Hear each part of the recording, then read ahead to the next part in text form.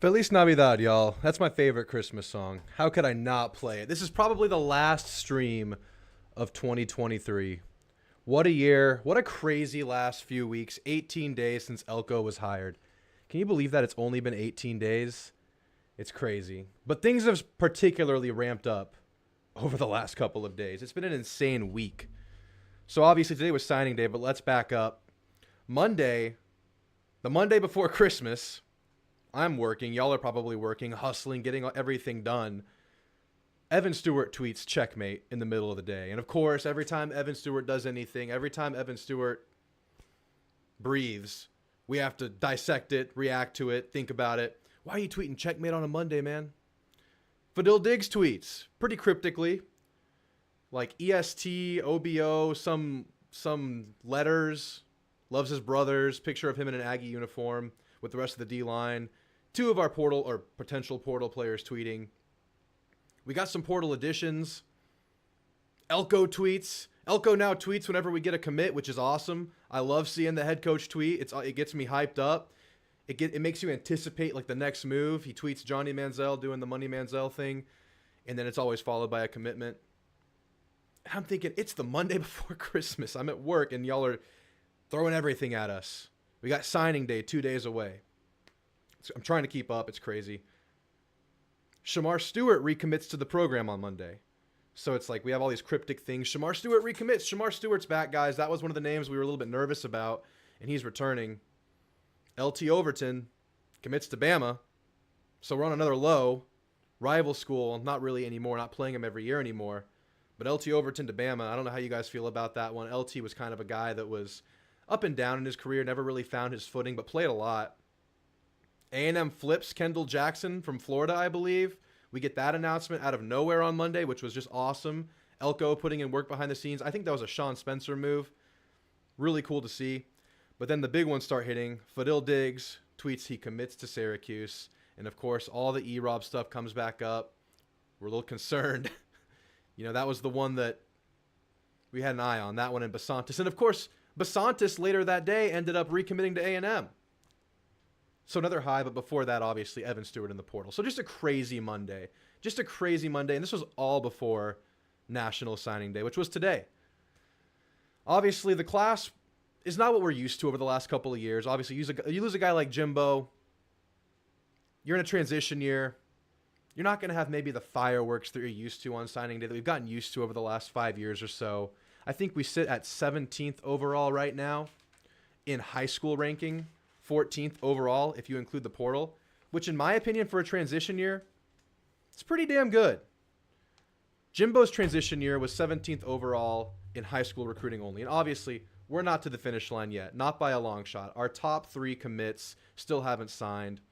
We'll be waiting on these, obviously. But right now, I think we feel pretty good. So let's go ahead and take a look at the names that have signed, that have put pen to paper, and then we're going to look at some of the targets, and I'll say what's up to you guys in just a second. But let's take care of business first and look at all these guys.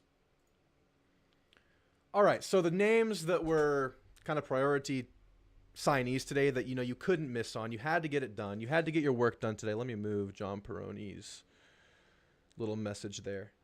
You got him. You got Blake Ivy, you got Afua, you got Miles Davis, and then you held on to the rest of your class that you were supposed to hold on to. The guys that you just couldn't miss on, you had to hold on to, you kept them. Jordan Pride, Ashton Funk, Ernest Campbell, just signed a few minutes ago actually. Jordan Lockhart, Eric Carner, Miles O'Neal. Good day, normal day, you maintain the status quo.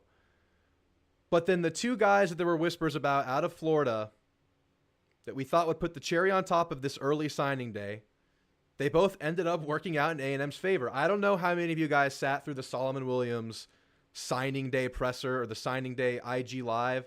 I'm sitting there at work packaging packages to get them out before Christmas, and his choppy Instagram live is on in the background. I'm trying to keep up. He commits to A&M over Bama. Huge win for Elco. Huge, not a flip, but huge commitment on the day of signing day in a transition year. That's the kind of move that you need to see to get the ball rolling, to make you feel good about the way things stand. And then you do get the flip. Isaiah Williams flips from, I believe, Florida? Yes, another Florida flip. Florida's class, man, kind of falling apart. But those two really set the tone on the day. They made the day feel significant. They made the day feel like a success. So, guys, we're feeling pretty solid after a day like today. But before we get into more of these names and everything, let's say what's up to you guys. It's good to see you guys in here. Like I said, last stream of 2023, we started doing these live streams in 2023. I appreciate you guys being here. Let's say what's up to you guys. Kevin Corley, good to see you, man. Hey, Drew, looking forward to the recap of today. Gig'em, class of 93. Good to see you, Kevin. Anthony Meyer says, top 20 class, not bad for a transition year. Exactly. With a transition year, you're really just hoping it doesn't fall apart. And, you know, we've lost names. It wasn't the class that we had hoped it would be. And I want to get into some more talking points about this later. Like, what would have happened if Jimbo would have stayed? We've kind of talked about that at times. Would we have seen what happened at Florida happen at A&M if Jimbo would have stayed, where the day of, the class kind of falls apart? I don't know. That's one of those things on the table. We'll never really know the answer to that. David Franz, good to see you in here. Including everyone committed, the 2024 roster still only has 73 players. Keep in mind, this is only the early signing period. We still have bowl season. We still have the spring window. We still have the February signing day. There's going to be a lot more movement on this roster between now and then. And guys will still leave. We're probably still going to have a few portal announcements going out of this program. But I would wager that we're going to see a lot more guys coming into this program than out, just numbers-wise, between now and then. So I think by April, May, you'll get a better understanding of what this roster will look like next year, David. But it's true. Right now, it's short, but things still have to happen. SB Hustler, good to see you, man. We keep lowering the bar, guys, not going to lie. And then he goes on to say, first, it was Mike. Isn't that a bad hire? Then it was, we didn't lose that many to the portal, which progressed to, it sucks Walter and Evan are gone, but we have other guys. It keeps snowballing. Okay, so first of all, every time something negative happens, everyone's in a pump sunshine. It's just a habit. It's habitual. It's what we do. I mean, I've been guilty of it. How many times have you seen a decommit or a flip where we're like, well, that guy wasn't that good anyway? It's just what people do. But I don't know if we're lowering the bar. I think maybe the dialogue sounds that way, looks that way at times. But I think the Elco hire was a good one. And I think we're still seeing things play out, and you're just seeing people naturally react to things. That would happen at any program. Whenever things happen, people do that. I think that what we're seeing so far from Mike Elco is nothing but good sign, good groundwork for things to come. What Elco didn't do this signing period is go out and just throw filler into this class to get the numbers up just for the sake of getting numbers up. He went out and held on to some priority guys, and he got a few guys that were available and fit what he was trying to do. It's what happens in these transition classes. How many times am I going to say transition class on this stream? Maybe someone should count. Chris Cobb, good to see you, Chris Cobb. Love to have you in here. SB Hustler says the graphic is sick. Thanks, SB Hustler. Yeah, but with the caliber of players who left, did we really gain any ground from last season? We'll have to wait and see. You have to win more than 7 games to find that out. Because even with the high caliber of player, you weren't really winning games. Asian Persuasion, Jeb is back in the house. Top 15 class for right now is a pretty big win for Elco. He said he plans to add more by Friday. He did say that. Jeb, good to see you, man. I hope you call in today. We missed you last stream. Last stream was our first Jebless stream since I started doing this. So it was good to see him. Antiag, good to see you. John Peroni, howdy and Gig'em. Howdy, John. Good to see you, man. Chris Cobb still says 10-2 or 9-3 for our first year under Elco. I would take either of those. Aptopsis would take the same. Good to see you, man. 9-3 wouldn't be so bad for a rebuild as long as the last game of the season is a win. Absolutely, that's a must-win. David Franz, Bussey, Evans, and McKinley didn't sign. Had they signed today, it would not have been with A&M. Are we sure about that with Bussey? I think Bussey's been kind of close to the vest. Evans and McKinley, possibly. Dalen Evans has been hard to get a read on. The last update we got from Wiltfong indicated that he was looking at Texas, leaning Texas. I don't know. He's probably still going to sign within this window, I would say. I would think, based on what we're hearing, he's going to sign by Friday. Dalen Evans is a guy you really want to grab. Long-time commit. You really hope you hold on to him, and obviously all these guys. That's why we're not out of the woods yet. Bussey, Evans, and McKinley are our top 3 rated guys in this class. You got to hold on to all of them.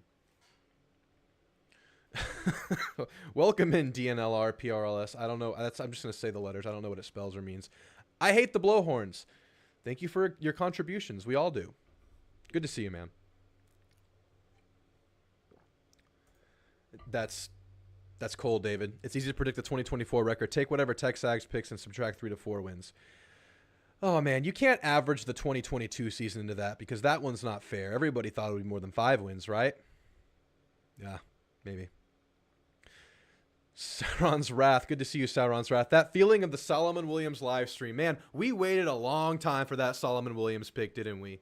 He was sitting there with really choppy cell phone service or Wi-Fi or whatever he was on, shaky camera, but we saw loud and clear that he picked A&M.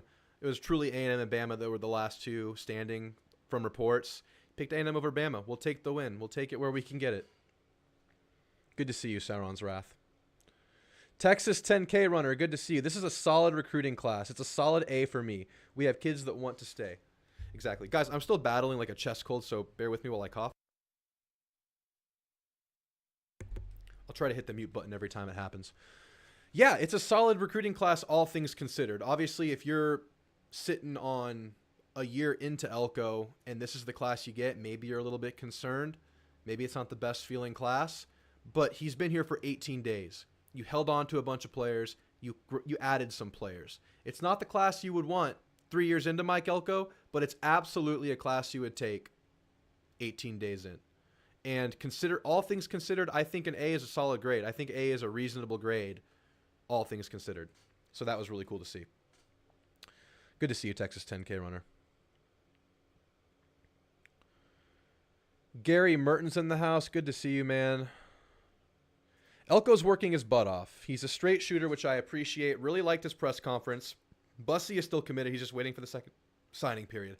Yeah, and I haven't heard much about Bussy wavering, but I'm sure he's going to look elsewhere with a transition. This is what happens. How many times am I going to say transition? This is what happens in a transition period. You commit to a school, but you also commit to a coach. You commit to a position coach.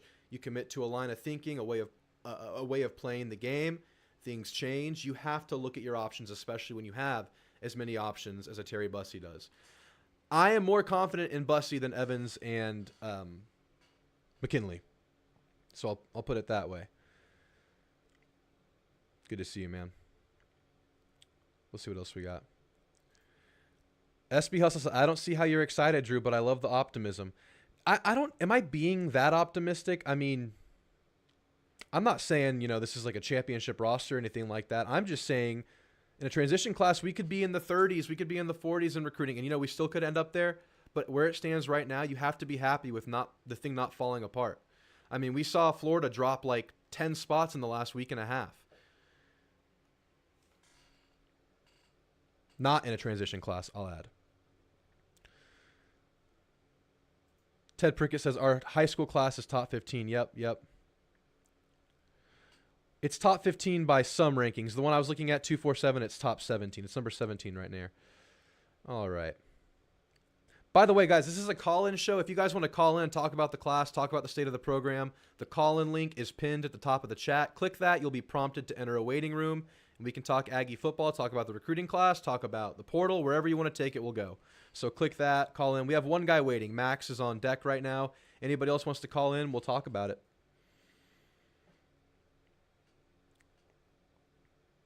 Noah Too Wavy. I graduated in 2025, and I'm hoping these last 2 years at A&M is very special for football. I'm tired of hearing the media bash our school. It's time to show the world who we are. Gig 'em. Good to see you, Noah.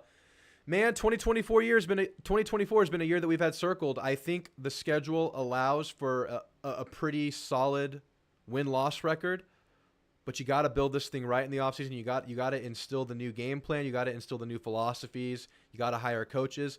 By the way, I have a feeling Max is going to talk about this in a second, but Elco did indicate that we will have a new DC probably within the next 24 to 48 hours. I was getting up to about an 8 on my concern meter, scale of 1 to 10, 10 being the most concerned.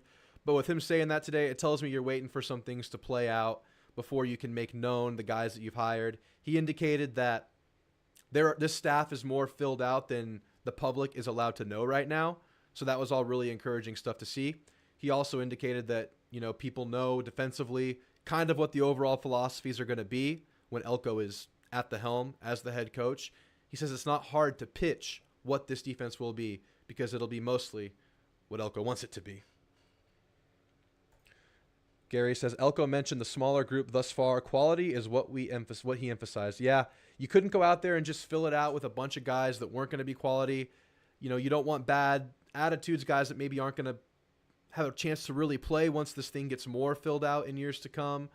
Guys that are hopefully going to get passed up by superior recruiting classes in subsequent years. He didn't go out and get a bunch of those guys, and I like that he didn't do that. I like that he stuck with the guys he had, added a couple as needed.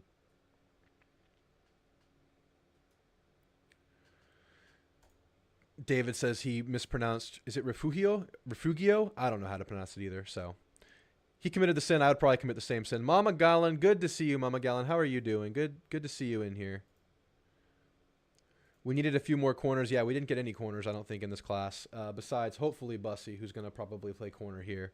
And a bunch of other positions, if we're lucky.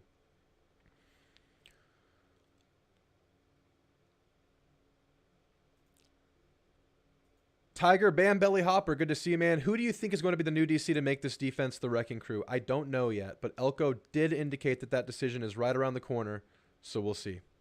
Very soon. I'm assuming it's someone who has similar philosophies as Elco. Maybe Santucci. There's a lot of smoke about that today.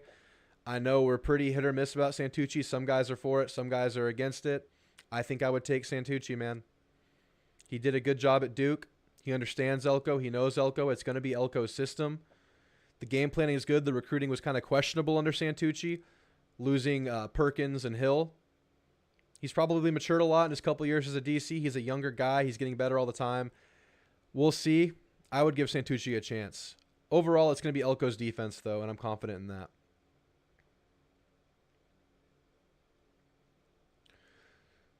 DNL, PRLRS, I'm just going to call you DNL.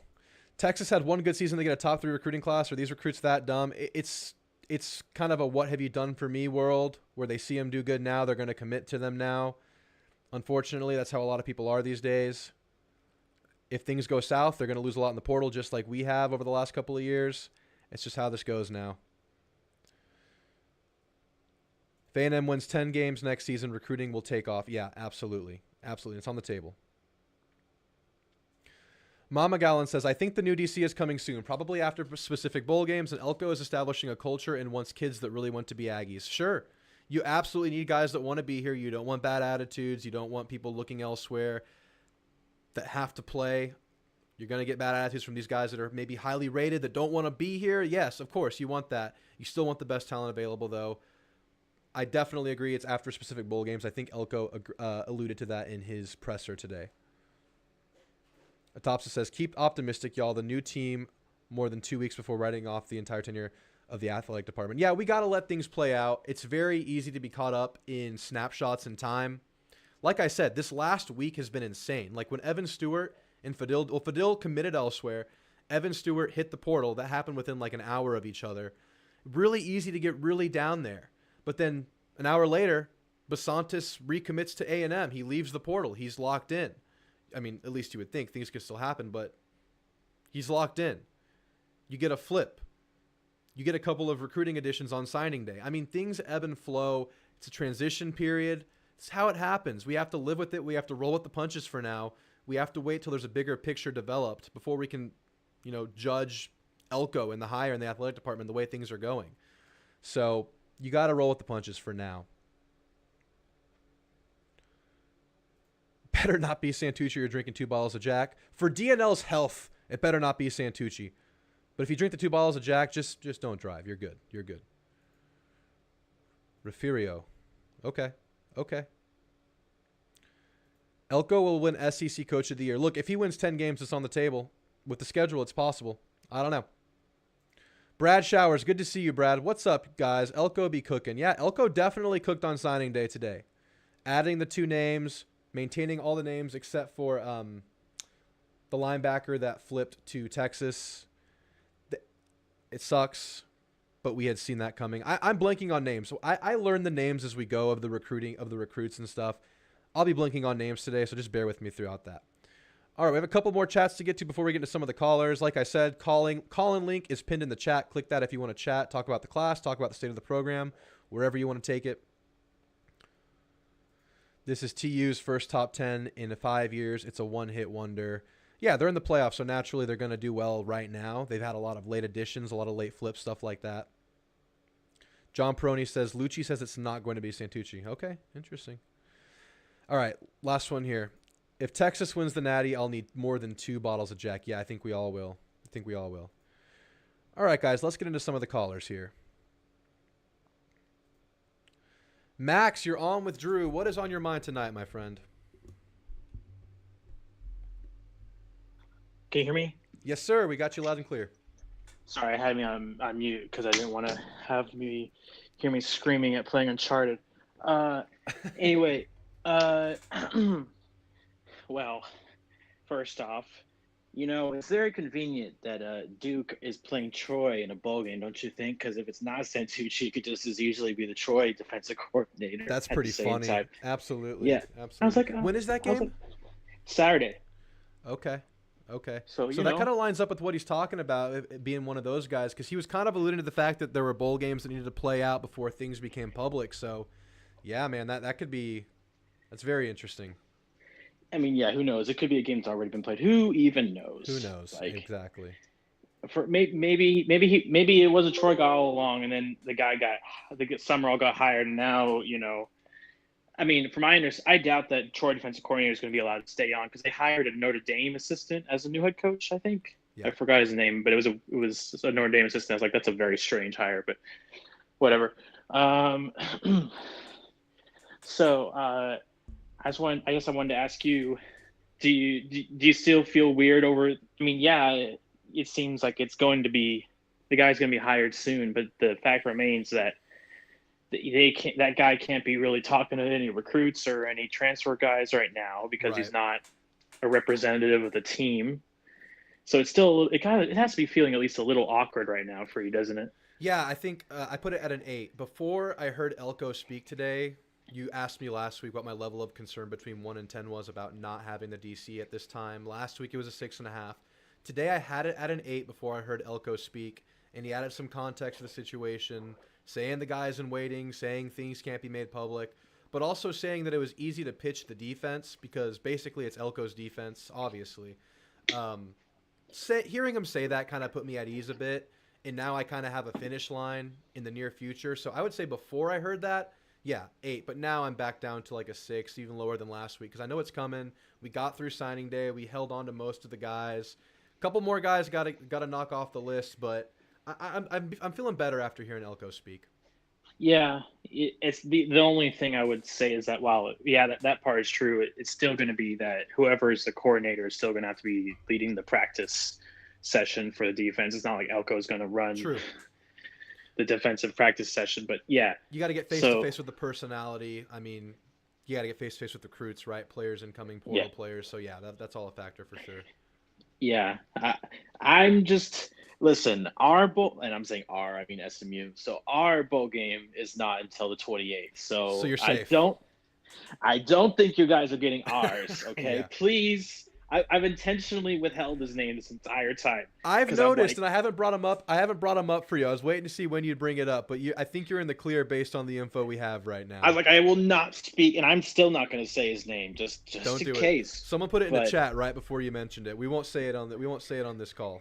Yes, but he saved our ass against Tulane because he completely crushed them. Yeah. Anyway, this has been a pretty impressive week. I mean, I gotta admit, you lost like one guy, but when you consider like the totality of like we were both going through transition years, and you're gonna lose guys from time to time, and yet everything still seems pretty open for you. It's not like Bussy flipped or something on signing day, early signing day. So all things considered, everything's still looking ahead of you. And, you're doing better than Jimbo was doing. I know you have NIL on your side now, but honestly, that doesn't necessarily benefit you once you get so high up in the rankings because everyone else also has NIL now. It's not like it was the first year of NIL back in the 22 class. So everyone in your world is competing at the same level. Yeah, and so far, just based on rankings, and you can put whatever you want into rankings. At the end of the day, it's a measurement tool. Right now, on 247, which is the one that I go to, A&M's high school class, if you keep everybody that's committed, is tied with what Jimbo's class was in Jimbo's transition year, his first year here on the short cycle. He's ranked 17th. But on top of that, much more active in the portal this time around, adding those guys on top of that number 17th ranking. So the influx of talent with the coach right now is actually greater than it was with Jimbo on year one. And we're not comparing 10 years here. I'm just trying to put it into context. It's a pretty good transition 18 days. Especially when you can, I mean, I think some of it is that of Elco being very good at his job, and some of it also you would argue would be just the steps that A&M has gone as a recruiting brand since when Jimbo first arrives. So it's kind of a mix of both. It's kind of like how SMU has completely changed in recruiting ever since Sonny Dykes showed up. Right. But the other thing I was going to mention was, and this was more of a, because people on TexAgs, especially the radio hosts, they were talking about how Elco wasn't even hired till January. Yeah. And I'm sitting here like that was a different universe. Right. There was no transfer portal, and the class of 2018 was actually the very first the early signing period. Right. Yeah. So you can't possibly hire on that timeline anymore, because that's not realistic. Yeah, that's very true. It's very true. And so if you were trying to hire the defensive coordinator who practices in University Park, you'd be waiting a while into that transfer window if he was going to wait till the bowl game to try to hire him away. Yeah. And I never leaned into that line of thinking where it's okay if you wait till January for all those reasons. And I think things probably need to change, right, Max? The way everything just falls to late November, early December, it's like the perfect storm. It's so difficult for these coaches, I would imagine, especially if you're preparing for a high-end bowl game. I mean, is this sustainable? Are they going to keep this current calendar? I think what will happen is once Baker and company finally figure out how to separate the power conferences from the rest officially, then the schools will determine themselves what the best calendar is, because they won't have to be subject to the votes of all the other divisions. Right. But until then, we're going to be waiting a while, I think. I don't think any change is going to happen until then, because there's too many different competing interests. So you can never get anybody to agree on anything. Right. So I have a comment from the chat I want to bring up to you, because they're kind of asking you a question. I want you to call your shot here. You called Elco. Did you call Elco? You called the OC. You called Klein. I didn't call Elco because Elco was already hired, but Yeah. I will say admittedly that that when I was talking, I mean, I always thought that if it wasn't going to be a home run hire, like the obvious home run hire, like Lanning, that it just had to be Elco. Right. I didn't understand how it could be anyone else, unless it was Lane, and then you got like a really great defensive coordinator. Yeah. But even then, I was just like, his personality was never going to work at Right. A&M. No, I just no, think no. you piss people off. So Yeah. anyway, I'm not going to act like I predicted Elco, because I think everyone and their mom could have predicted Elco. Right. Really, I mean, it was kind of obvious. But you did. But you did predict Colin Klein, though. That was your call. Yeah, That was like kind of you had a top two guys. It was the Kansas OC. It was him. But Colin Klein was my number one Colin Klein was your preference. number one. But also, I will freely say that people in TexAgs had been looking into Colin Klein, like even before Jimbo got fired. Right. Whenever it was the Petrino search. So I mean, call everyone, your shot. you could throw your name for the DC. If you had to bet, let's just see if you can get 2 for 2 here. Because someone asked, we got to. I'll get his name. I'll get his name. So, but I think it's got to be that Troy defensive coordinator. Okay. So let me get his name. Troy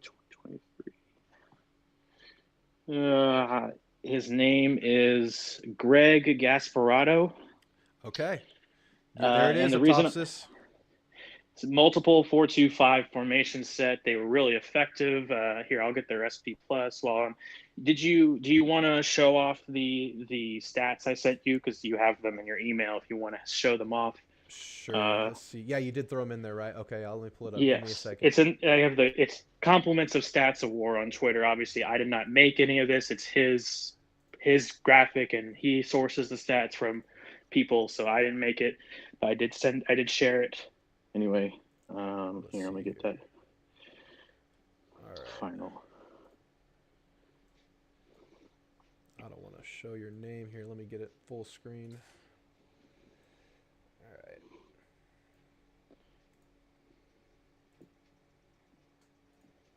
All right, here we go. This is the Troy D.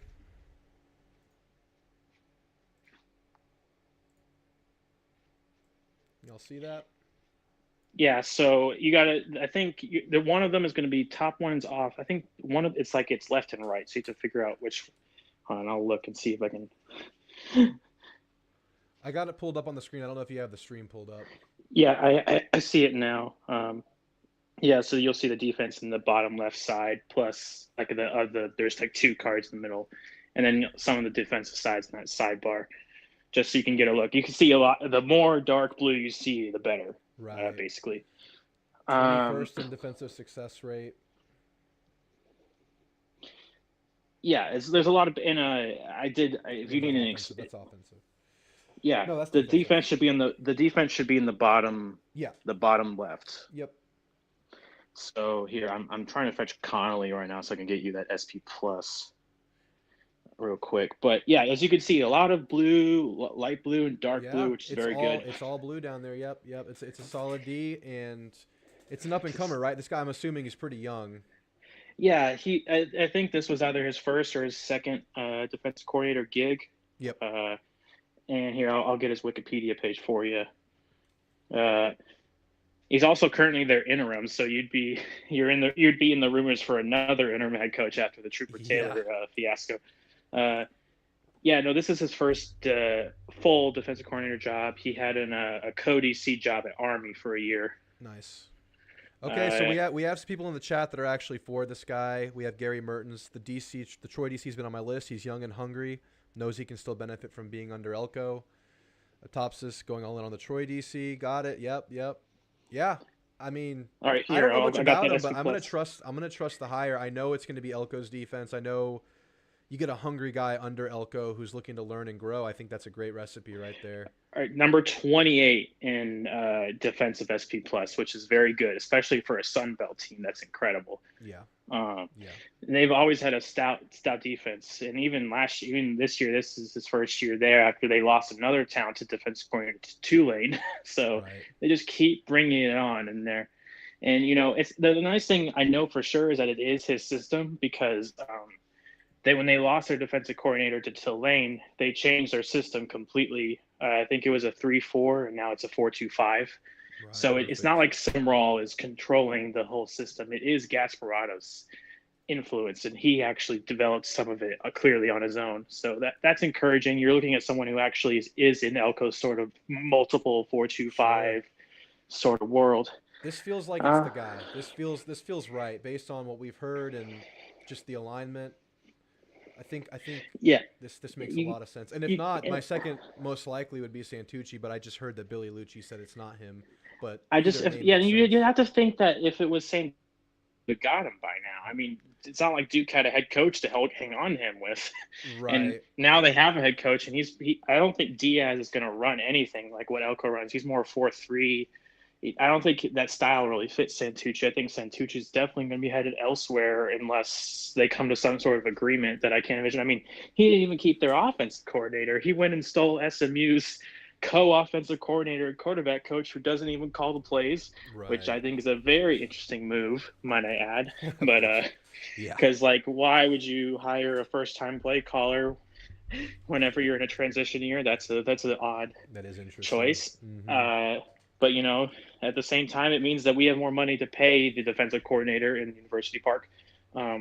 So, all things considered, it's pretty good. This has been a really great week for you guys, despite some of the troubles, And, you're losing guys that maybe aren't committed to what Elco's culture is or whatever. But, if you kept them, would it really have worked out anyway for them or for you there? I mean, probably not. So you have to wonder, especially guys from what we've heard, and I don't want to be the, after the fact sunshine pumper, but from what we've heard about Evan Stewart and Walter Nolan is those guys maybe were attitude guys based on what we've heard, not coming from a base of knowledge, but that these guys have been troublesome. And from what we've seen from afar with Evan Stewart, a little bit on the drama side of things, and that's one of the guys we'll probably lose. And he's probably going to be a great player wherever he goes, but it just means he's not a fit. It is what it is. Yeah, it is what it is. And, I just want to finish off with this has been an amazing week, all things considered, on A&M's end, because you're still going strong, still going steady. SMU's been doing great. We actually got a surprise transfer commit today from Utah, so that was nice. And on top of that, I got a job. Oh, So congrats. I've had an amazing week, and I can't wait to just start that out. And I That's a thank you great for week letting for me you. share that Yeah, on the show and for letting absolutely. me show off those stats. Hopefully, I call Gasparotto as well. And hopefully, you know what? Maybe I even get Emmett Jones as the receivers coach somehow. Wouldn't that be something? That'd But be amazing. You've had a great week then, absolutely. and you've been having a pretty solid week too, all things considered. Even though it's always stressful because you're in a transition year. SMU's in their own transition year, moving to conferences, but it's like a fun transition instead of a scary transition. So, Yeah, you know, absolutely. it's Absolutely. different, but yet it's the same. And I've been there where you're at before, so trust me, it'll work out. As long as the coach is as good as we think he is, it's going to work out I've been in the long impressed, run. man. It's we haven't seen the splashes that we've gotten used to under Jimbo in terms of personnel additions, but we've seen just positive groundwork being laid, and I'm obviously going to hold on to my faith until I think otherwise, and that's going to last for a while until we see the That big offensive picture here. coordinator looks like a splash to me. I You're mean, right. That is a splash. That is quite a splash. That one's been nice. That one's been nice. so good luck. But I think you're still trending positive despite all the chaos. But that's just kind of the nature of the beast now, isn't it? You It know. absolutely is. Yep. Man, this Good sport is luck. crazy. Thanks, Max. You have a Oh great yeah. night. Thanks for calling You in, too. and congrats on the Yep. job. People are saying congrats in the chat, so congrats to Yeah. you, Thank Max. you. All right. Have a nice night. Night. We'll talk in a couple of weeks. All right. So that was Max, and I've been telling him the next time we're going to talk, I think we're going to have a DC hire for the last 2 weeks. I'm not streaming next week in light of the New Year and Christmas stuff. The week after, I'll be back on. I am giving a personal Drew guarantee that we will have a DC the next time we talk, Max. The next time we talk, man. All right, guys, I'm going to take about a 2-minute break. I have to use the restroom, and I'll be right back. We'll get into some more callers that we have waiting in the chat. So I'll be right back, guys.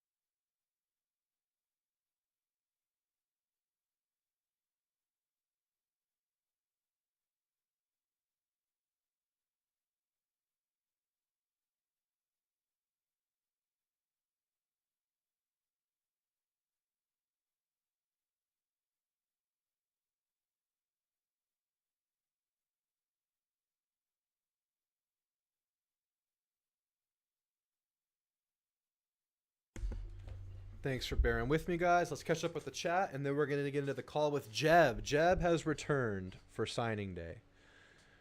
All right. David Franz said the 2018 class had a nearly 80% attrition / bust rate. Yeah, I was looking at that class a couple days ago, actually. There's like 3 guys on that class that are still on the team or have made it for any kind of significant amount of time. That was pretty insane.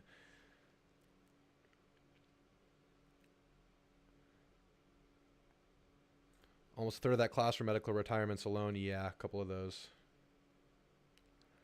Gary says, I believe Elco shopping Texas first is a winning policy. A recruit more often than not wants to play close to home. Retaining those kids on campus becomes slightly easier. Sure, and there's plenty of talent to go around in Texas.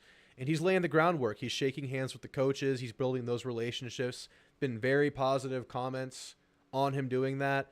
I think multiple coaches have noted the fact that Elco is driving around Texas by himself without assistance, just getting face-to-face without any kind of fancy posse or crazy system. He's just getting face-to-face with these guys, and I think it's going a long way.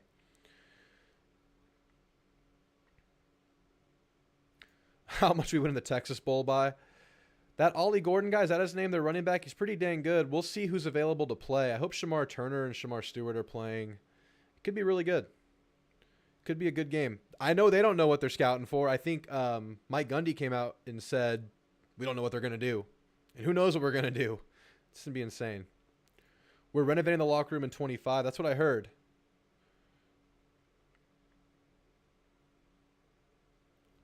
Gary Mertens was huge. I'm sorry. Moffitt was huge. Clicked the wrong one.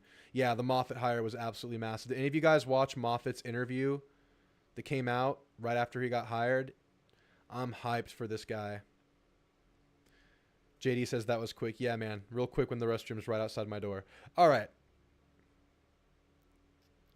So Philip Mixon, McKinley Jackson, I believe, is not playing in the bowl. He's nursing an injury, so he's going to rest the bowl to get ready for the Senior Bowl.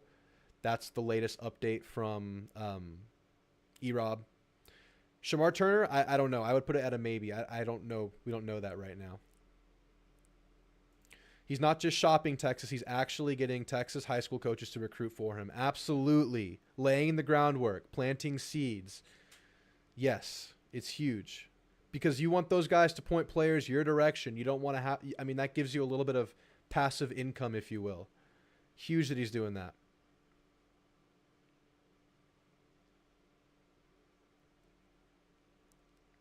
The interview by the former LSU player. Yes, that one. Snaps, I believe. It's the former LSU player and then Aaron Murray from Georgia. Yeah. Dude, this guy had me fired up. And I think one of the complaints about Moffitt was maybe he's older, the times have passed him, maybe lower on energy. No. Go watch the interview. It's on the Snaps channel. Go look up Snaps on YouTube. Watch the Moffitt interview. This guy is going to change the attitude in this locker room. At least he got me drinking the Kool-Aid. I mean, this guy seems like an absolute badass. All right, let's get back into the calls. Jeb, your device is not connected. Can you connect real quick and then I'll get into your call? If not, I'll skip you for now. I don't see Jeb connecting. All right, Jeb looks like he disconnected. I'm going to give him one more second to get back on, then we're going to get Jeb in here. I'm sure Jeb has to rant about something. He probably has 2 weeks worth of rant build up right now. John Peroni, yeah, I hope he's not past his prime either, but based on how he sounded, he seems like he was getting antsy to work. And he doesn't seem old, man. If you hear him talk, he does not seem like an older guy. All right.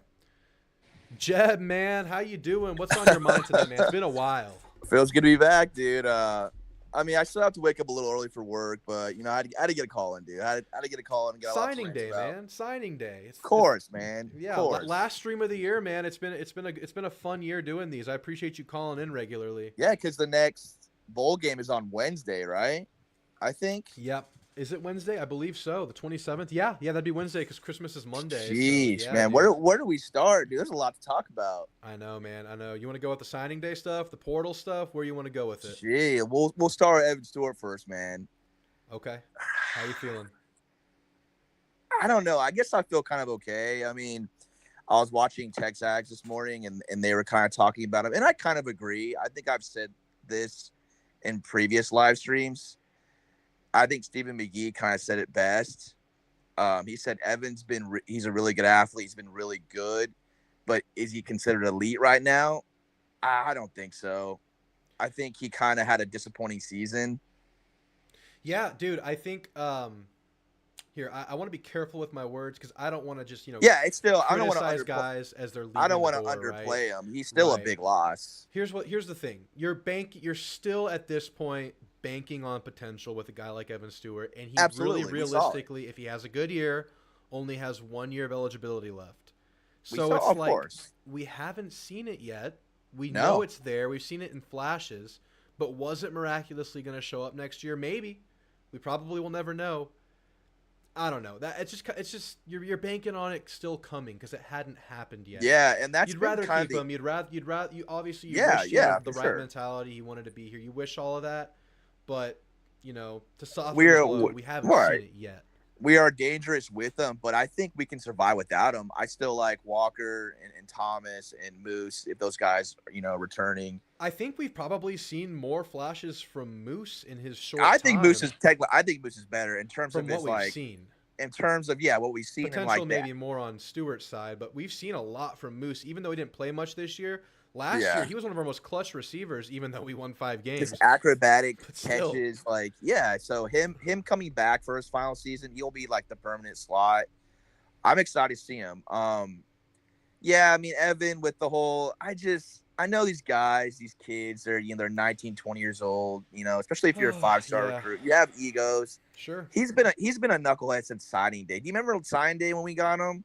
he waited like 2 or 3 days to actually sign, and no one like got a hold of him. Dude, I know. I Do was you remember thinking, that? yeah, I I was was thinking annoyed. about that. Yeah, he waited. I think he signed like on a Sunday or whatever. I don't remember what that was If exactly. you watch Aggies today, back when that dude did live streams, he was like, yeah, like no one can get a hold of him. Like he's playing Call of Duty with all like the recruits. Like that's just the kind of guy he is. He's just kind of like I said, drama queen. Like he likes the attention, has an ego.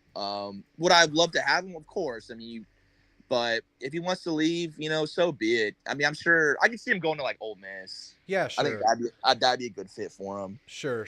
Yeah, he and Lane would get along nicely. Yeah, it's just like the waiting, the going dark, the cryptic tweets. That's the stuff that kind of bothers you. And then the reports we've heard where he got beat out by Ja'Day Walker and then he quit. That's what we've heard. Yeah, so like basically I thought he was hurt the whole entire time. Apparently he wasn't. Yeah, we haven't heard it from him. We haven't heard from the horse's mouth. I want to make that clear, but based on what we've heard, he did It's just like stop practicing and why just leave the why did team. he wait so long to, why it was just so I don't know how to explain it. It's very confusing because like all the tweets he sent out, retweeted about if I was gonna go to the portal, I would have been there already. And then here we go, like weeks later, he's in the portal. It's like, Yeah. dude, I'm just tired of the headache, man. Like, just go ahead and get the hell out of here. Yeah, and I'm kind of torn because part of me, it's like, okay, these are young dudes, like you said. Guy Yeah, like they're him, 19, 20. bunch of attention. He's They told were how good he is untouchable all the in high time. school. Makes Yeah, a bunch of money for his age. I mean, these guys are kind of like a symptom of the system, if you will. But at the same time, not everybody does that. So I'm like I'm hesitant just to dog on a guy. Yeah, This is because the we world don't that they're know in. what's Yeah. behind closed doors and what he's thinking. Maybe he wanted to stay. Maybe he was waiting, but maybe he just thought, last minute I want to leave. Yeah. Billy Lucci did say some guys are specifically leaving because of NIL deals, like they want better deals. Yeah. So I can get that. The Fadil Diggs one is interesting to me because today, I don't know if you watched the Solomon Williams IG live. I didn't watch that. Diggs commented on the live saying, you better go to A&M. So he's still recruiting our players to A&M, even though he just committed to Syracuse. That doesn't make any sense. I know, it's blowing my mind. Maybe he just wants to go back home for his final season. Go home, and I understand wanting to play for a guy like E-Rob. Yeah, and let's talk about Diggs. Okay, hear me out. We've talked about this before. Diggs, really good player. I like what I saw from him. I personally thought he was playing out of position. I don't think he's a weak side edge. He's a good run stopper. Yeah. But in terms of like his pass rushing, he can be replaced. I think you're right. Obviously, I wanted to keep him. I would course. love to have want him. I want to have him. But there is reason to believe that Scylla or White could be better than Diggs was last year, next year, I hope especially White at pass stays. rush. I think really like both of Denial those guys have shown flashes of amazing pass rush ability. And I don't know if they're going to be the same run stoppers that Diggs was. He's really good at that. Yeah. But pass But rush that's okay. wise, those guys could be better. You brought in Solomon Williams, and you still have Rylan Kennedy. I do think they need to go to the portal and bring in probably another pass rusher. I agree. I think like that can potentially start, not like a depth piece, but someone who can really start. Yeah. Because right now the D line, it's still very talented, but it's going to be very inexperienced next year, especially in the inside. If we were banking on Walter Nolan, because I was kind of getting excited because I know they were hinting that he could return. And I was like, hell yeah, if you get Basanis back and Walter Nolan, like, this is good. Right. But then he tweeted out saying that Ole Miss and Oregon. So next year you're looking at, you have Dindy, you have DJ Hicks, but they haven't played a whole lot. Not a lot of experience there. So I'm trying to stack with the portal. I'm trying to stack this. I'm trying to stack the roster as much as you can. Sure. You want to stack it a bit? Yeah, absolutely. And this made a good point. I mean, on TexAgs this morning, they talked about how with the portal, how the way it is, it's really affecting high school recruiting. Because I was thinking about this a month ago. I'm like, what's the point of taking big 25, 30, kids in a class where you can take like 15 to 17 and then stack the rest of it with portal guys, because you don't want to play a bunch of freshmen. You got to trim the fat. I don't know if like A&M's going to be signing a bunch of, I don't know if you want to call them filler pieces, but shots. I mean, guys that are kind of gambles. You're not sure if they develop right. Maybe they turn out to be great. I think smaller classes, the guys you really want, that might be more of a mantra going No, forward. it's all quality. I like a class. I think all of our guys are all 4-stars. I'm pretty sure. They're all Majority of them. borderline. It depends on the server you look Yeah, at. they're like lower 4-stars. Yeah, I think Miles O'Neill is a 3-star on 247, but he's a 4-star on other platforms. So yeah, there's some borderline guys. A lot of analysts have Miles O'Neill as like a top 10 like prospect quarterback in high school. Yeah. Yeah, like it's them. a good point to go smaller class. You know, some obviously Oregon just signed 30 freaking players, and Did they really? I imagine like maybe Holy half of those shit. guys aren't gonna graduate from Oregon. So. No, you don't need at this point with the portal. You don't need to sign a 30 man class. You just don't. You sign about 18, maybe 20 is like the max, and then you bring in like a dozen portal guys because you want. I rather have guys from D2 schools, maybe non-Power 5 smaller schools that can fill in that have collegiate starting ability and put them on your roster. And you think about it, most players don't start for 4 years. Most players start getting playing time like their third year. I would like on average, That's maybe the your portal. second or third Now, year. Yep. Back then, you don't have to develop guys anymore. Back nowadays, if you're not playing right away, you can transfer immediately. Yeah, they're baking in your neighbor's oven. You just go grab the cookies out of their oven, and they're ready to eat. Yeah, exactly. Do you remember 10 years ago when to fill out your class, you'd go like to the JUCO ranks? Yes. JUCO ranks are like non-existent anymore now because you don't have to. Exactly. Like you look at the class right now. I think A&M sits at 23 guys, but 6 of those guys are portal guys. I like those portal guys. Yeah. Those are very good quality guys. I'll pull them up so we can see them real quick. The Louisiana Tech receiver, I think, is really good. Oh, yeah, dude. Cyrus Allen, yes, dude. I think he's going to start on this team. Yeah, absolutely. He might be a starter, dude. And then Will Lee, I think he has great potential, too. Oh, that's a starter. Yeah, I watched him. I watched a couple of Kansas State games. He's really good. He reminds me a lot like Jalen Jones, very physical. Yeah. Absolutely. Yes, exactly like that. Maybe not a typical coverage guy, but a guy that'll get the physical. Central Michigan safety's really good too. I think he's an upgrade over Damani. Really? Okay. Oh yeah, I watched a couple games of them this year. Trey Jones, right?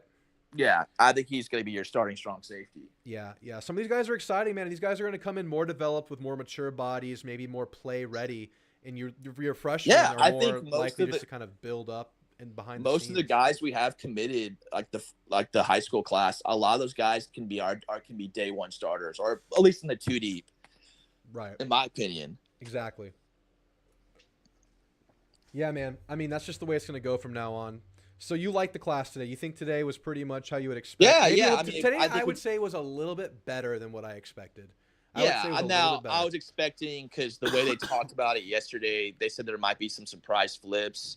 That was a little disappointing, but I mean, we ended up signing a couple guys, and I think we got spoiled with how Jimbo would close classes the last several years. Such a closer, yeah. But I think it went well to have a turnover roster and then still sign a pretty good quality class, and then bring in some. I mean, even Elco said he's not done signing players. We got 2 more months. Yeah, dude, it's not even close. I think David at the beginning of the stream said we only have 73 players right now.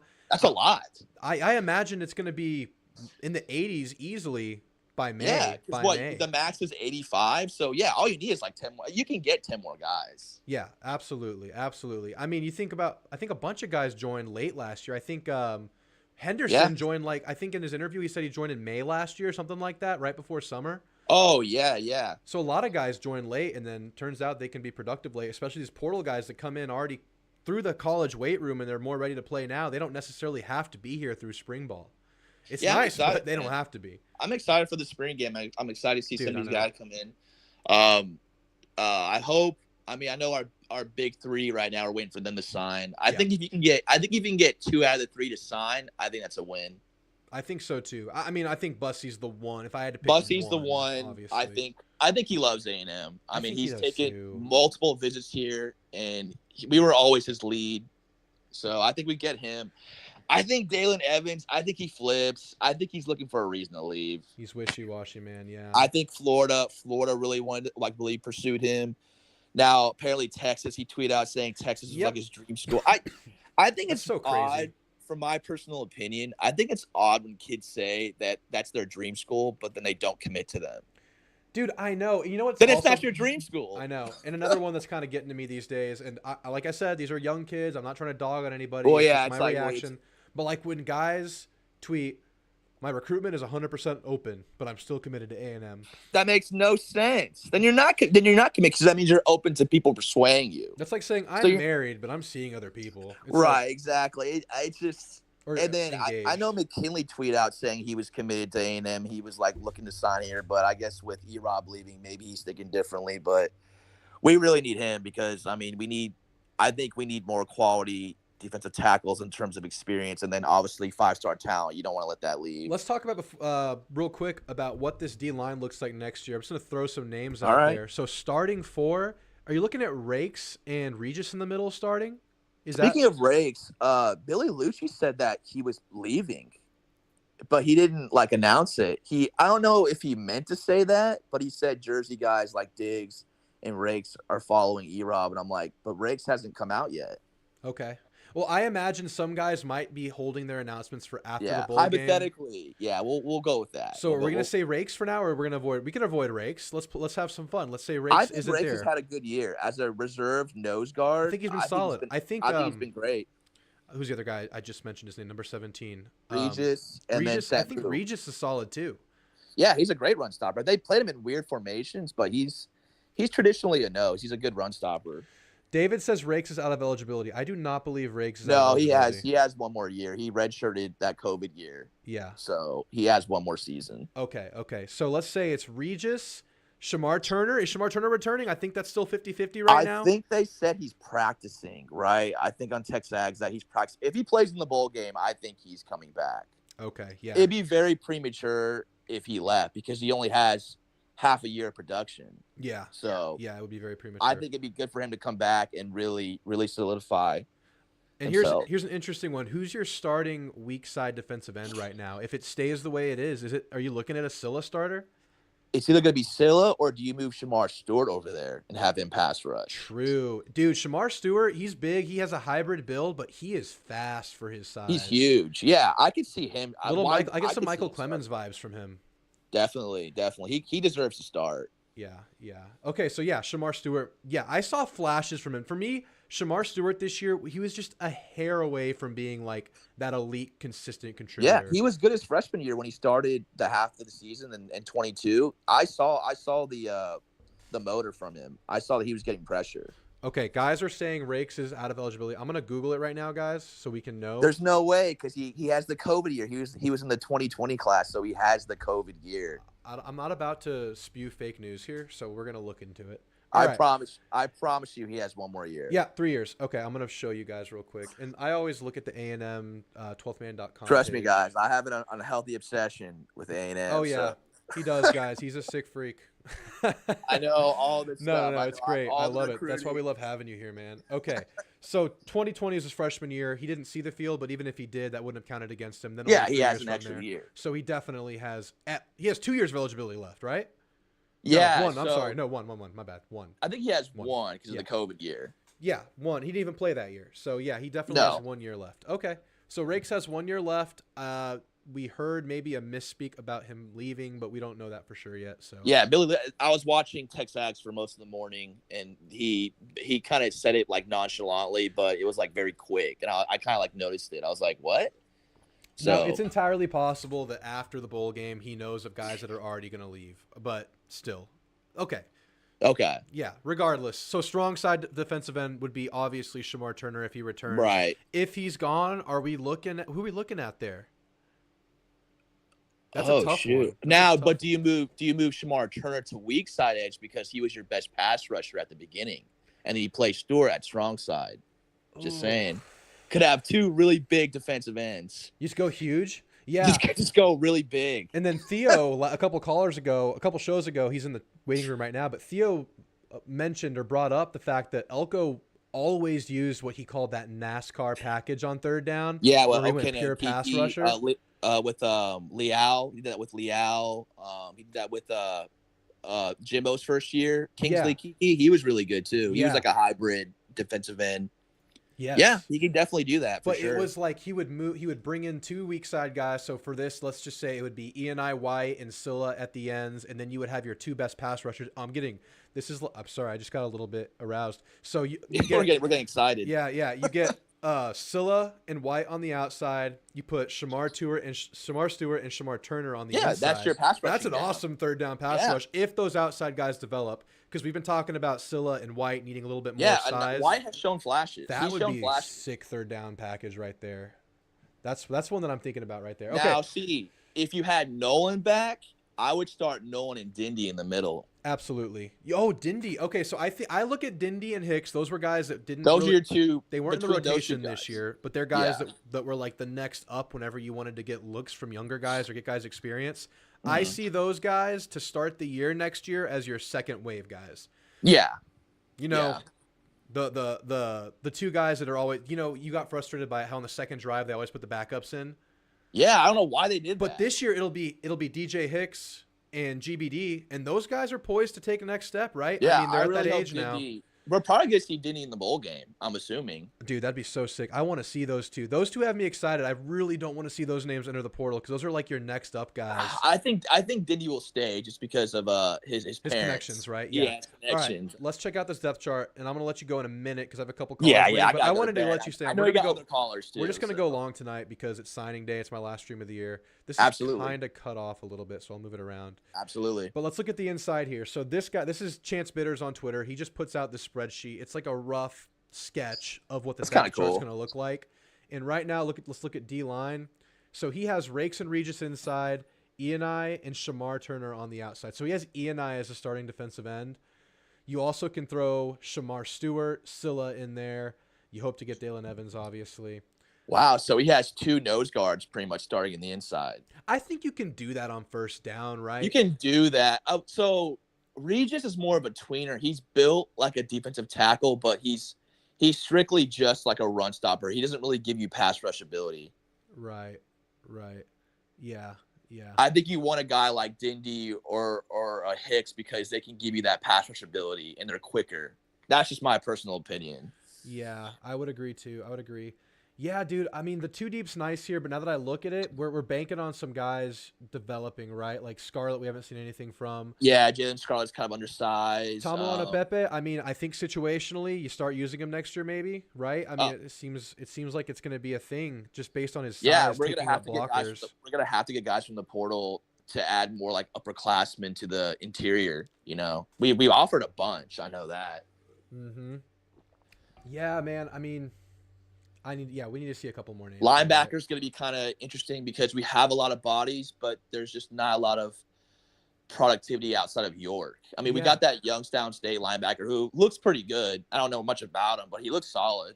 What was that guy's name again? Youngstown State linebacker. I have no idea. Alex Howard, right? Yeah, Alex Howard. He's probably going to be your starter as of right now on the outside. I don't know because you have – what's that guy?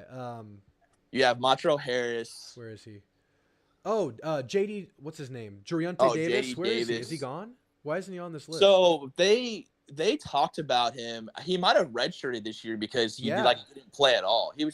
This was supposed to be his last year of eligibility, but since he didn't play in 4 games, I believe he got hurt early in the year. Had like an upper body injury. I don't know if he's a middle or if he's your outside. Right. But he's a guy that they were planning on playing, it seemed like, because he did get early playing time this year, and then he just stopped playing.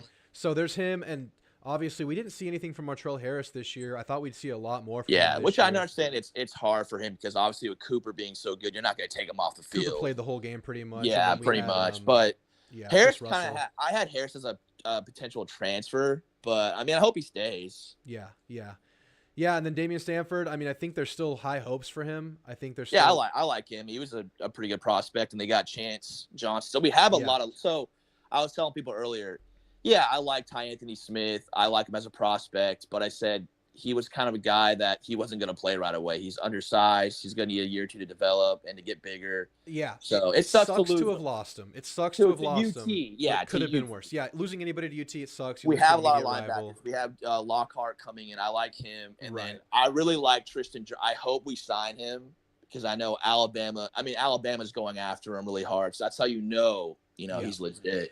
Yeah, absolutely. Yeah, you got to hold on to that. I still want to bring in at least one more portal guy for backer. I want to have as many linebackers as possible. Yeah, absolutely. Looks like we're going to run back the same offensive line minus Layden next year. I'm okay with that. I mean, Try I'm it again sorry. with a new coach, new offense. I'm glad. I hope I hope they move him inside. Oh, dude, I know. I hope Fathery's ready to go next year. You move Basantis inside, left or right Yeah, I guard. would love He's that. going to be improved. Dude, Basantis with a full year starting as a freshman, moving back into his natural position with a better coach and a better system could be amazing for him. This whole Yeah. O-line could benefit from it. And just him moving over, sliding people around into more natural fits, getting Ruben Fathery back, that could all be so Oh huge. man, I'm so excited because I was getting ready. We had Ruben transferring, but I really hope he stays because I think the O-line looks good. You got your 5 potentially. If Crownover stays, you got a swing tackle. You've got a couple guys. Yep. Interior's looking pretty good. You still got. I think next year you're looking at Trey Zune and then do either between Dewberry and Nebo, obviously Foster, and then Basanis and maybe Father. That's a good startup. That's a very talented. Yeah. I think we big go offensive into line. next year, I mean, more confident and more expecting offensive line improvement than we did this year. Because I remember going into this year, it was very much cloudy, very much uneasy. I think I had mentioned that it had nowhere to go but up from the year before because it was even worse in 2022. Yeah, I keep saying that, dude. Every single year I'm like, they can't be worse, right? This year, I think I'm ready to say I would bank on it improving at least with the marginally, new scheme, but new offensive line coach. Most likely a significant improvement. Has new to be. coach, These guys are upperclassmen now mostly, right? With Yeah, experience, they like all you're have saying. experience. They all have experience. There's no excuse why the offensive line should at least be average. So what are you gonna do if you see that Foster's playing, doing track again in spring? Shit, man. I think didn't he tweet out saying he was gonna focus on football this year? Did he? I think someone posted that I saw. I mean, it might have been fake, but yeah. I can't blame him for doing it. It's his passion. Yeah, he's still he's supporting good at our it. school, but at this point, you want to get NFL ready. You're going into your senior year. I think it's time. Yeah, because this might be his last season. I mean, I think he has 2 years of eligibility because I think he medical redshirted last year. Yeah.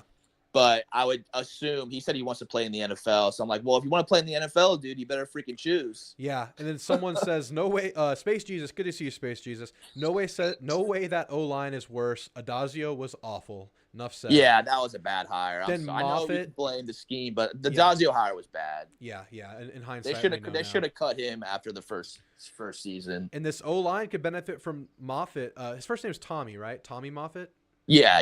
Yeah, the Moffitt effect. I mean, they're all physically built. Yeah, they're all huge. Exactly. Look at Basanis as a freshman, huge. dude. That dude was huge. Get him a little bit meaner, get him a little tougher with Moffitt. Yeah, dude, this O-line could be much improved. And all the three running backs are back. You have here. Yeah, as of right continuity. now, all 3 are here. You're looking at continuity on your inside game next year with your running backs, O-line, and tight ends minus Jake Johnson. But Green is back. I know. I was so pissed when I saw that Green way he tears ACL. I was like, oh, dude, I think he was gonna be really good, and he's definitely more. I like Jake Johnson. That's a pretty big loss, but we can understand that he's following his brother. Yeah, get that. Really like Jake Johnson this year. Great hands. Now Donovan, I think, is a better athlete than Jake Johnson. So, and they got in that guy from the portal. It's pretty cool from Round Rock, just right up the road for me. Yeah, so, pretty cool. I got to get these names going. Garrett Miller? Yeah, out of Purdue. Yeah, that's awesome to see. Well, all right, Jeb, I think we're going to wrap it up there, but I appreciate it, man. There's still a lot to talk about, but we'll keep talking about it. How do you feel before we weeks. go? We got to talk about the bowl game real quick. Okay, let's go. How do you feel? Sorry for everybody waiting on calls. Dude, what do you think we're going to do on offense? Because we only have 3 scholarship players wide receiver.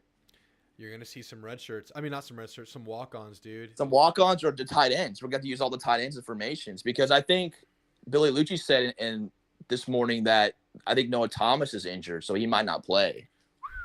Man. So you're looking at Mike Orstrom touchdown. We're looking for a dude, touchdown for the Swede. Yeah, dude. I hope he stays. Touchdown. I hope he stays too. Before we go, I will say that 19. I know it was a meaningless bowl game, but that 19 bowl game versus Oklahoma State, I had a fun time watching that. Yeah, that was fun. It was fun. It was fun to see us win. It was fun to see us blood. We had a nice. It makes me a little bittersweet just because, and that was kind of a nice, just breakout game as a running back. And it would have been cool to see him finish out the year with that bowl game against Oklahoma State. Yeah. Oh man, but yeah, we're gonna be playing 3 scholarship receivers. So they're going to be playing the entire game. We're probably going to be like run the football a lot. I think you're going to be running a lot because you should have all 3 running backs. You should have your the tight ends. You're going to see a lot of Jaden Plax. But I think, and we're going to see some walk-on receivers. I don't know what else we're going to see. It's going to be interesting. Man. That's the only part that makes me nervous is like the receiving attack, man. Let's see these running back. Let's see what Ruben Owens is at after I don't know how good Oklahoma State's defense is. They can't be that good, right? They got humiliated by Texas. Great. I don't think they're that great defensively. We'll see, man. Yeah, I know. Who do you have going all the way? I think it's Bama. I have them going all the way too. I had my life on it, like my life saving. I would say Alabama, just by default. Yeah, and I think if Texas does go, I tell people I just don't think you're going to beat Bama twice in 1 year, man. That is so hard to do, man. It's going to be I'll be very impressed with them if they hypothetically go and they play Bama and they beat them. Like, hey, yeah, I'll give them that credit. And people in the chats, man, don't freak out. I mean, UT, they're a big brand name. They've always recruited well. They had a really good season, so they're going to have all these guys flip to them. They're going to have big time recruits. They're going to have good transfers. Yeah, it's going to happen. Yep, they're good right now, so it's just the way it goes. Well, all right, Jeb, man. I'll let you go. All right. No. Finish your thought. We got to get it all out. Well, yeah, I tell people are laughing, but I said, listen, it takes A&M. If A&M makes a playoff berth next year, or we win 10 wins, we're gonna have a pretty big recruiting class next year too. Absolutely, man. Just got to win. All right, Jeb. All right, I appreciate it, man. You have a good night. Man. Later.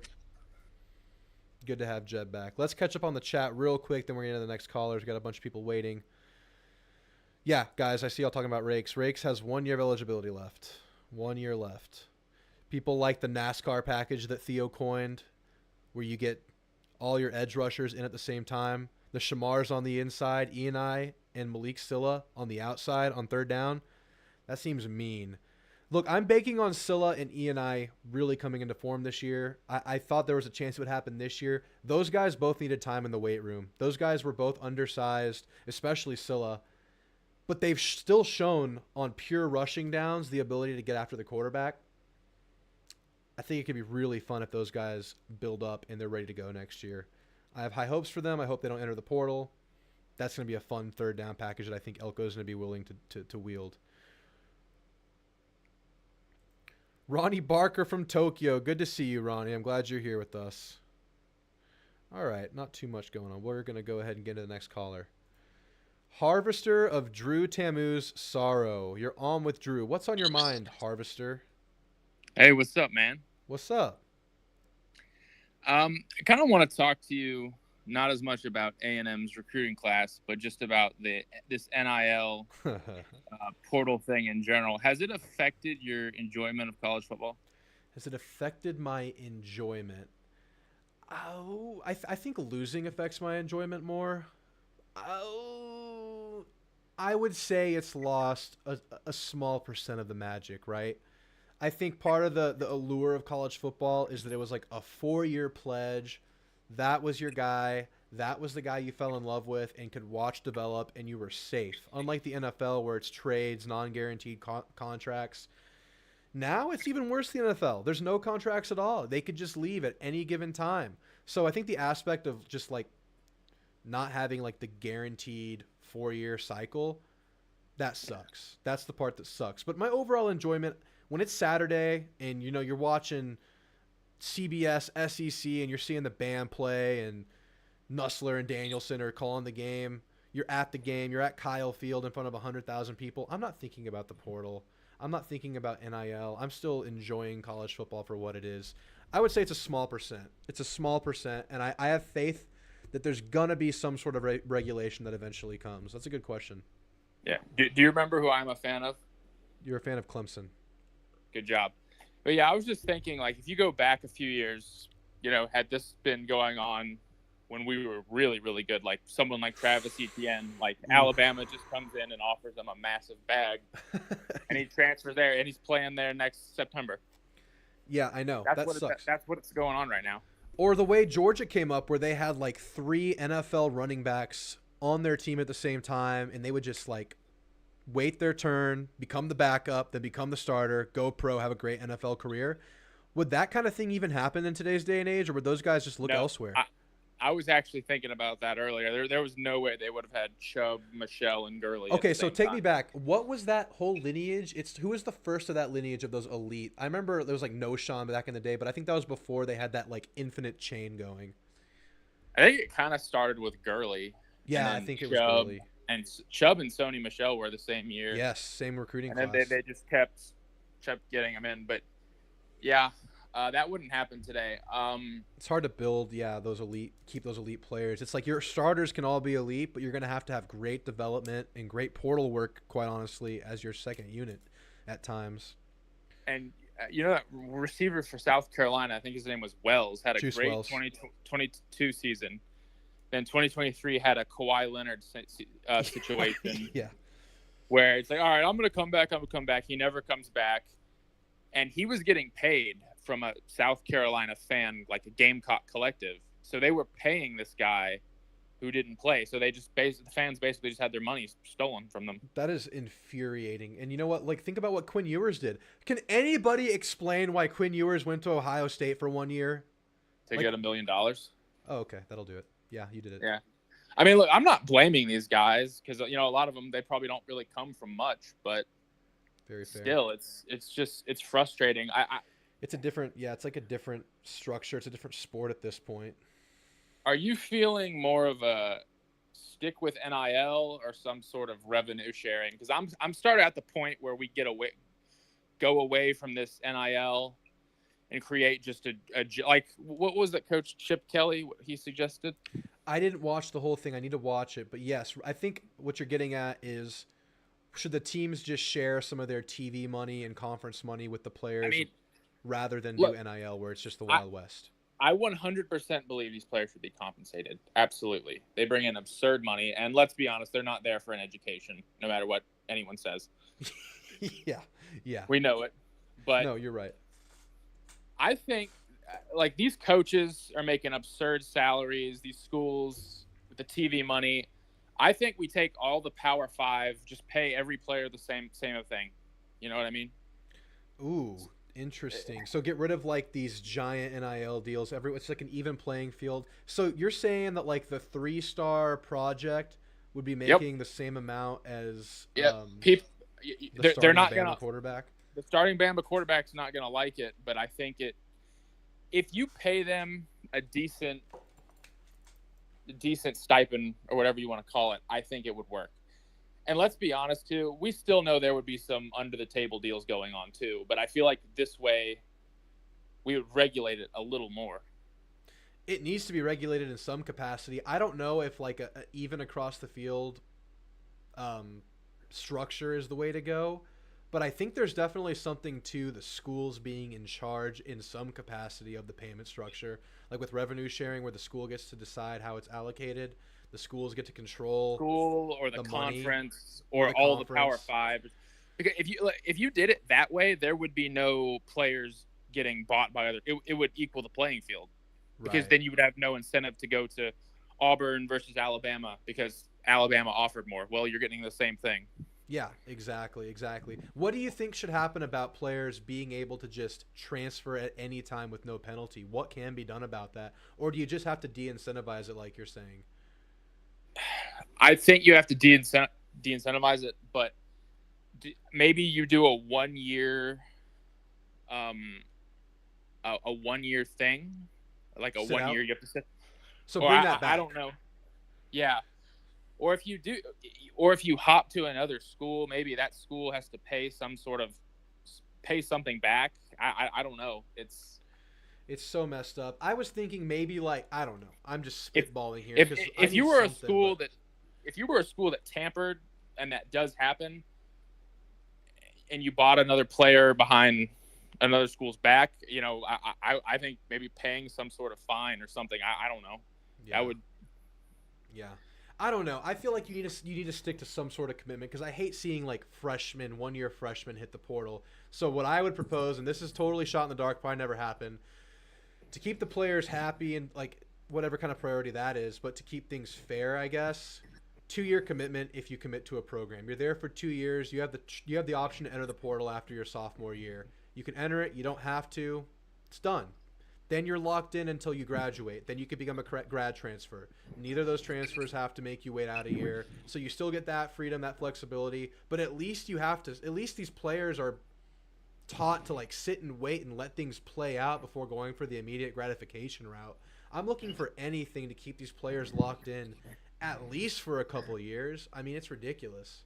And we say this as people that love our schools. I mean, these coaches, it's a job to them. And now for these players, it's pretty much, well, who's paying me the most? And I don't blame them. But yeah, especially like you said, you don't know where some of these kids are coming from. They might be coming from. They might be dirt poor before, and they need the money. I don't fault them at all. I still kind of favor the communist approach where everyone's kind of getting a similar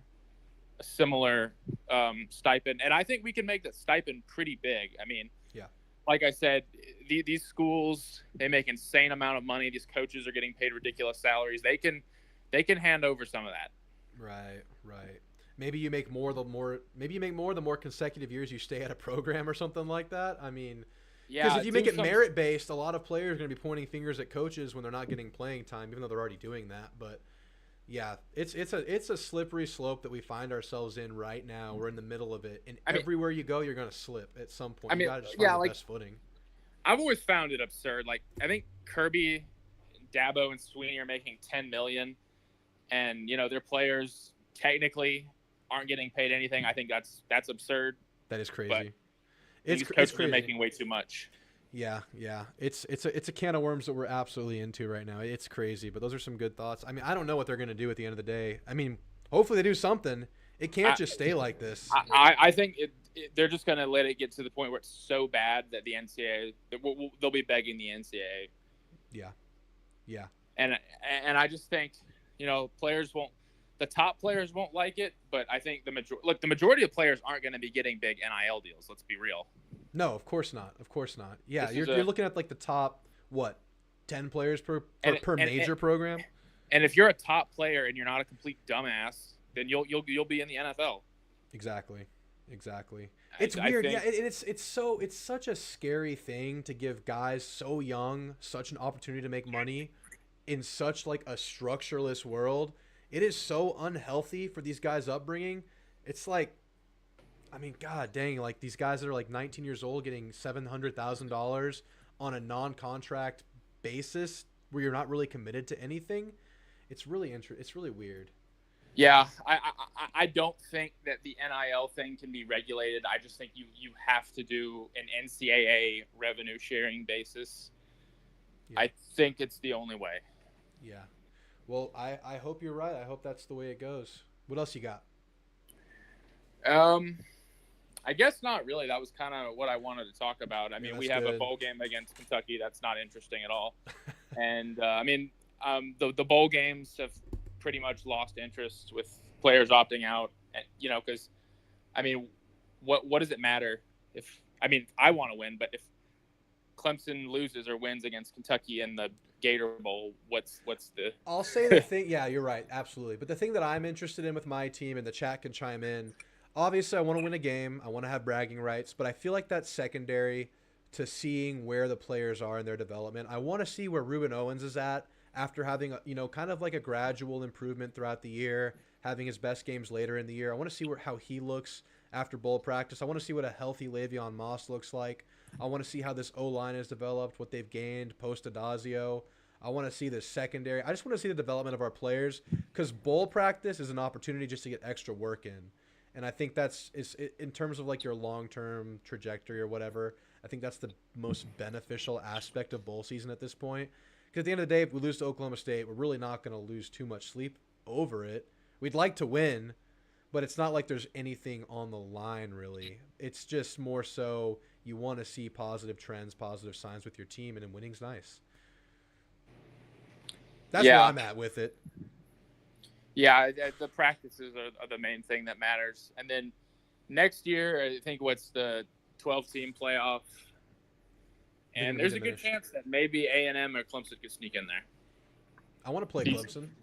I want to get revenge for 2018, year one. We should have won that game.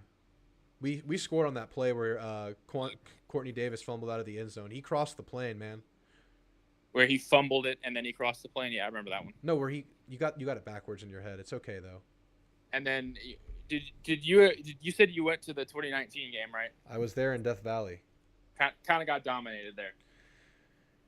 It was like what, 24-10. If you call that domination, sure. It was a boring, bad game. I mean, let's be real here. Once the second quarter came around, it was pretty obvious who was going to win. I remember early in that game, A&M had a chance to take an early touchdown lead. Mond overthrew, was it Courtney Davis? Who was it?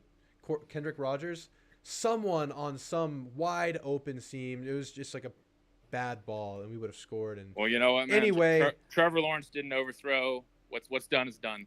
Yeah, that was a good team. Can't really hate losing to those teams too much. I'm still salty about the year before, though. But anyway, I want to play Clemson again in the near future. But well, yep, there's we'll a good see. chance. Yeah, that's all I got. All right, Harvester. Thanks for calling in, man. That was some good stuff. Hope you call in soon. All right. I will. Thank you very much. Later. Yeah, that was good stuff from Harvester. Thanks for calling in, man. Let's catch up on the chat. Then we're going to Theo and Lash, and then we're going to get out of here, guys. I'm going to go ahead and take down the call-in link. I think we've had a good amount today. All right, Philip Mixon asks, is Donovan Green practicing? I don't know. I don't think he's practicing. I think they're just going to play it safe with him and let him get the full year to heal. Apparently, Quinn was supposed to go to Tech before Texas offered him something. Yeah, I remember hearing about that. Texas is in for a rude awakening with an SEC schedule. Yes, DNL, but in year one, they kind of got a bit of a softball. They do have the back-to-back Oklahoma versus Georgia on their schedule. But besides that, they avoided Bama. They avoided LSU. They get the road Vandy game, I believe, which is just like a godsend for an SEC schedule. That just innately makes your schedule easier. They're kind of easing into it, but they do play Georgia, but they're at home. So they unfortunately got a little bit of a softball year one. But they have to end with us, and they're going to lose that game. So regardless. JD says, fantastic live stream. Thanks for the educated talk. Great channel. I'm subscribed. Thanks so much, JD. I appreciate that. Guys, if we could get the likes up, that'd be awesome. We're at 64 viewers, 23 likes. If we get that to 30, I'd be very appreciative of you guys. I appreciate you all for being here, and thanks again, JD. Jeb says this guy speaks facts. These athletes definitely aren't there for education. Right, no, they're not. Except for, like, Andrew Luck. I think Elco is hungry. Jimbo is losing interest. Yeah, a couple weeks ago we talked about Elco being the hungry dog and Jimbo being the satisfied dog. I think Colin Klein's a hungry dog. Sounds like this young DC could be a hungry dog. It's really cool to see someone on the come up where A&M is part of their journey and part of them building their legacy. Whereas with Jimbo, his legacy was already formed, and A&M was just kind of what do you call it? An epilogue, whatever the ending is. Like the cherry on top to his career. It wasn't like him still making a name for himself. There's something to that, the hungry dog. I kind of wish there was more transparency in terms of deals and what people are spending. Yeah, think about the way this is structured, right? No transparency in the deals, no legitimate uniform structure in the deals. They're pledging to play they're pledging to play at certain entities, right? But they're getting streams of income from other entities that are just simply fans of this entity. They're loosely associated with the school, whether it's the boosters of the NIL collectives or NIL partners or whoever it is. Just a really weird deal, man. It's I don't think it's sustainable. I don't think it's the way business is supposed to be conducted, right? It's just the legalization of the way it's always been happening, I guess. Allegedly. I don't have any inside info there. College football is basically the NFL now. Yeah. What about non-compete contracts? That's what I'm kind of saying. 2-year minimum at least when you commit to a school. Like, give it a chance. Give it a chance. I mean, these kids are college kids, right? They can't just fail out and not give a shit. They'll fail out and get kicked out of school. There's some sort of rigid structure keeping them in line there. Why not apply that to football, at least in this capacity? Obviously, you miss practice, you're going to get kicked off too. But in terms of just quitting the program, I mean, maybe you can leave, but you can't go play somewhere for the duration of the 2 years, something like that. I'm for. I don't know.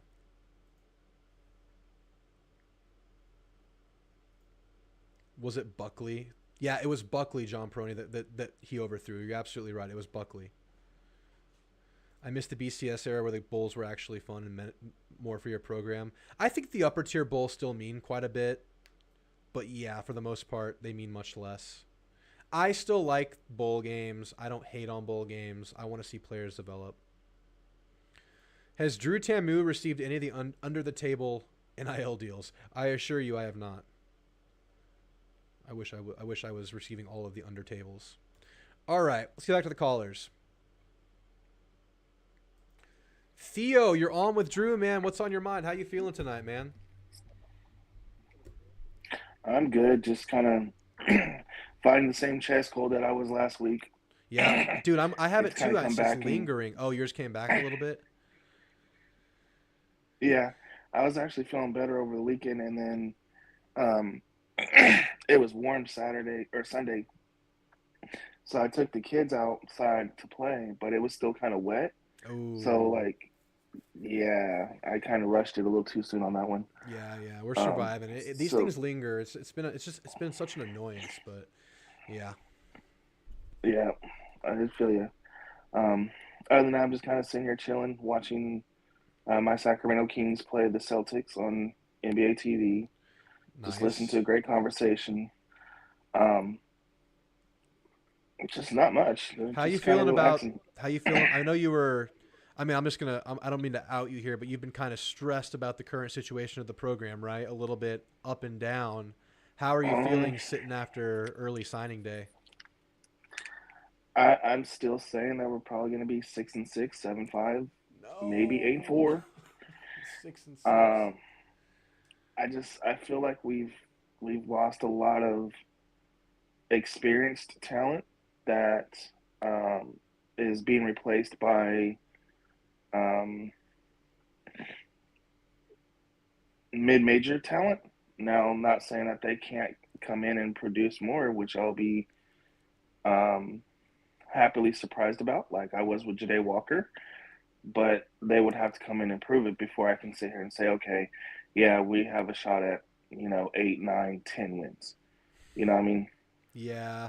So, what are some of the names you're most concerned about? I think obviously you're just looking at Diggs, Walt, LT, and Evan Stewart as kind of your main guys. I mean, those four guys alone, those guys have you feeling 6-6 because of the guys that are kind of going in less experience behind them.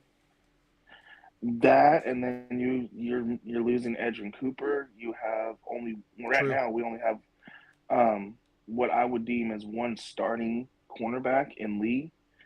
Um, so you have no corners. You have you have one of three corners. Yep. Um, you have Anderson, you're you still have needing. Bryce Anderson. So if you call nickel a corner, Mm,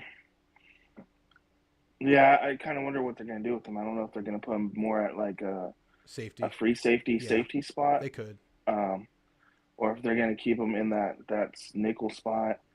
Um, but even then, like you have Anderson, but then you lost Gilbert, who was your free safety. You know, Well, we and yeah.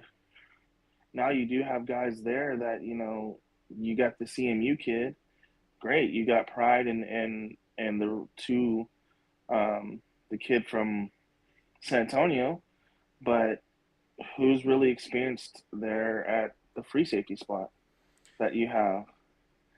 You really Yeah, don't. I mean, to me, you need depth at the safety positions. But I personally, I know people aren't high on Kerr. I would be okay with Jacoby, Kerr, and Anderson in whatever configuration you want to put them out there in as your starters at nickel and safety. And I think those could be upper, like plus players in those positions. I mean, Right. sounds like you're maybe not as high on them as I am. But right now looking out, I personally believe that those three are positives for this defense, especially with the experience they've picked up this year in Kerr and Matthews. Now, yes, you need backups, but Dalton Brooks played a lot this year, and I think he's plug and play in any of those three spots. I really like Dalton Brooks there. And then from there, you have your one quality backup. You need to find depth. You absolutely do. But I am not as worried about these inside defensive backs. I'm really not. But you're right. We need corners, and that And can be a then, position that loses you a game, as we saw this year. oh yeah, and at corner, I mean, we got at corner, I can see someone like McCall switching the corner underneath Elco, and I can see Grimes, who was injured most of the year, getting an injured red shirt and coming back. Yeah, yeah. But what are they going to be like? We don't True, know. exactly. We barely got to see them. I think this is going on, what, 2 years in a row? It's 2 years in a row now because we had Jalen Jones last year, but second year in a row where corner is going to be the major issue going into the year. It's going to be corner that holds us back. But don't forget, I mean, you have Bravion Rogers and Javen Thomas. Who knows where they're at next year? Those are guys that were highly recruited. They played a little bit this year. They got burned a little bit this year. Maybe those guys can develop, but for upper echelon teams, you're going to probably need one more corner to help. Maybe it's Lee. And that's what I'm saying. We'll have to see it. That's why I'm saying at this time, at this moment, it's like 6-6, 7-5, 8-4 at max, because it's like based on what I've seen and what we have at the moment, that's all I got to go off of. I think I respect your opinion, but I think 6-6 is a little bit of a low shot. I think it is, but then we also didn't expect 5-7 last year either. That's true. And so if I'm saying 6-6 is the floor, I'm not even thinking that it could be less than that. I mean, I get that. That year was brutal. I want to say it's an anomaly kind of a year where you have a bunch of youth and injuries and Jimbo, whatever. Maybe. If it's 6-6, I'm gonna cry, Theo. Don't even put that on me. But I mean, there's also enough room for growth in Connor being there under Klein, which me, I love Klein's system. I called it from the get-go. I love what we have at running. I love what we have at running back. I love the offensive line coach. I really think he's going to be right there with Klein and be able to teach those. I don't know if you've seen any of the Kansas State plays, but like they do these like return spin pulls with the offensive linemen. Like I really think the offensive line coach can teach our offensive line that stuff. And I think we have an athletic line that can pull off those things. Absolutely. At wide receiver, we picked up, Ernest Campbell that I really see more like a Deuce Vaughn, but has good hands. So maybe more of a better wide receiver, Deuce Vaughn. I know he's freaking fast. I know that for sure. He's little and fast. He runs like a 10-3-1 100-yard dash. He's insane. It's like ridiculously fast. They can put him wherever they want, really, right? I mean, he can just be kind of a utility player. He could be a Nye Smith, but faster. Yeah, exactly. Think of like a smaller Devon A-Chain. Yeah, exactly. But with probably better hands and agility. Right. You still have Micah Tees. We still have Moose. We still have Jade. We still have a good core at wide receiver. Even with the new kid Isaiah coming in from Florida that we flipped. Yes. So I'm not too worried at we missed out on the South Alabama guy, right? Yes, we did. And we missed out on the North Texas one as well. That kind of sucks. Mm-hmm. Wish we would have gotten one of those. You want one more quality guy out of the portal at receiver. That's what I'm hoping for. One more. Oh, I think we're going to get that. I have a feeling that someone from Texas is going to drop out. I have a feeling that some of these Georgia, Ohio State wide receivers may drop out as they play their bowl games. Yeah.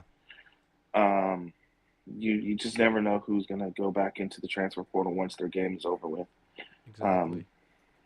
For instance, last night I was watching the bowl game, and then I looked today, and one of the defensive tackles that was playing in the game last night went into the transfer portal today. Yeah. I was like, wait, what? He was just playing with the team yesterday. Crazy, right? And yeah, I guess these guys are just sticking to their commitments. I'd imagine that A&M's going to have a mini little transfer outage after the bowl game, don't you think? Couple more names, at least 2 more names. I think after the bowl, I would guess. Lucci seemed to hint at that. As far as me, I couldn't really say who that would be.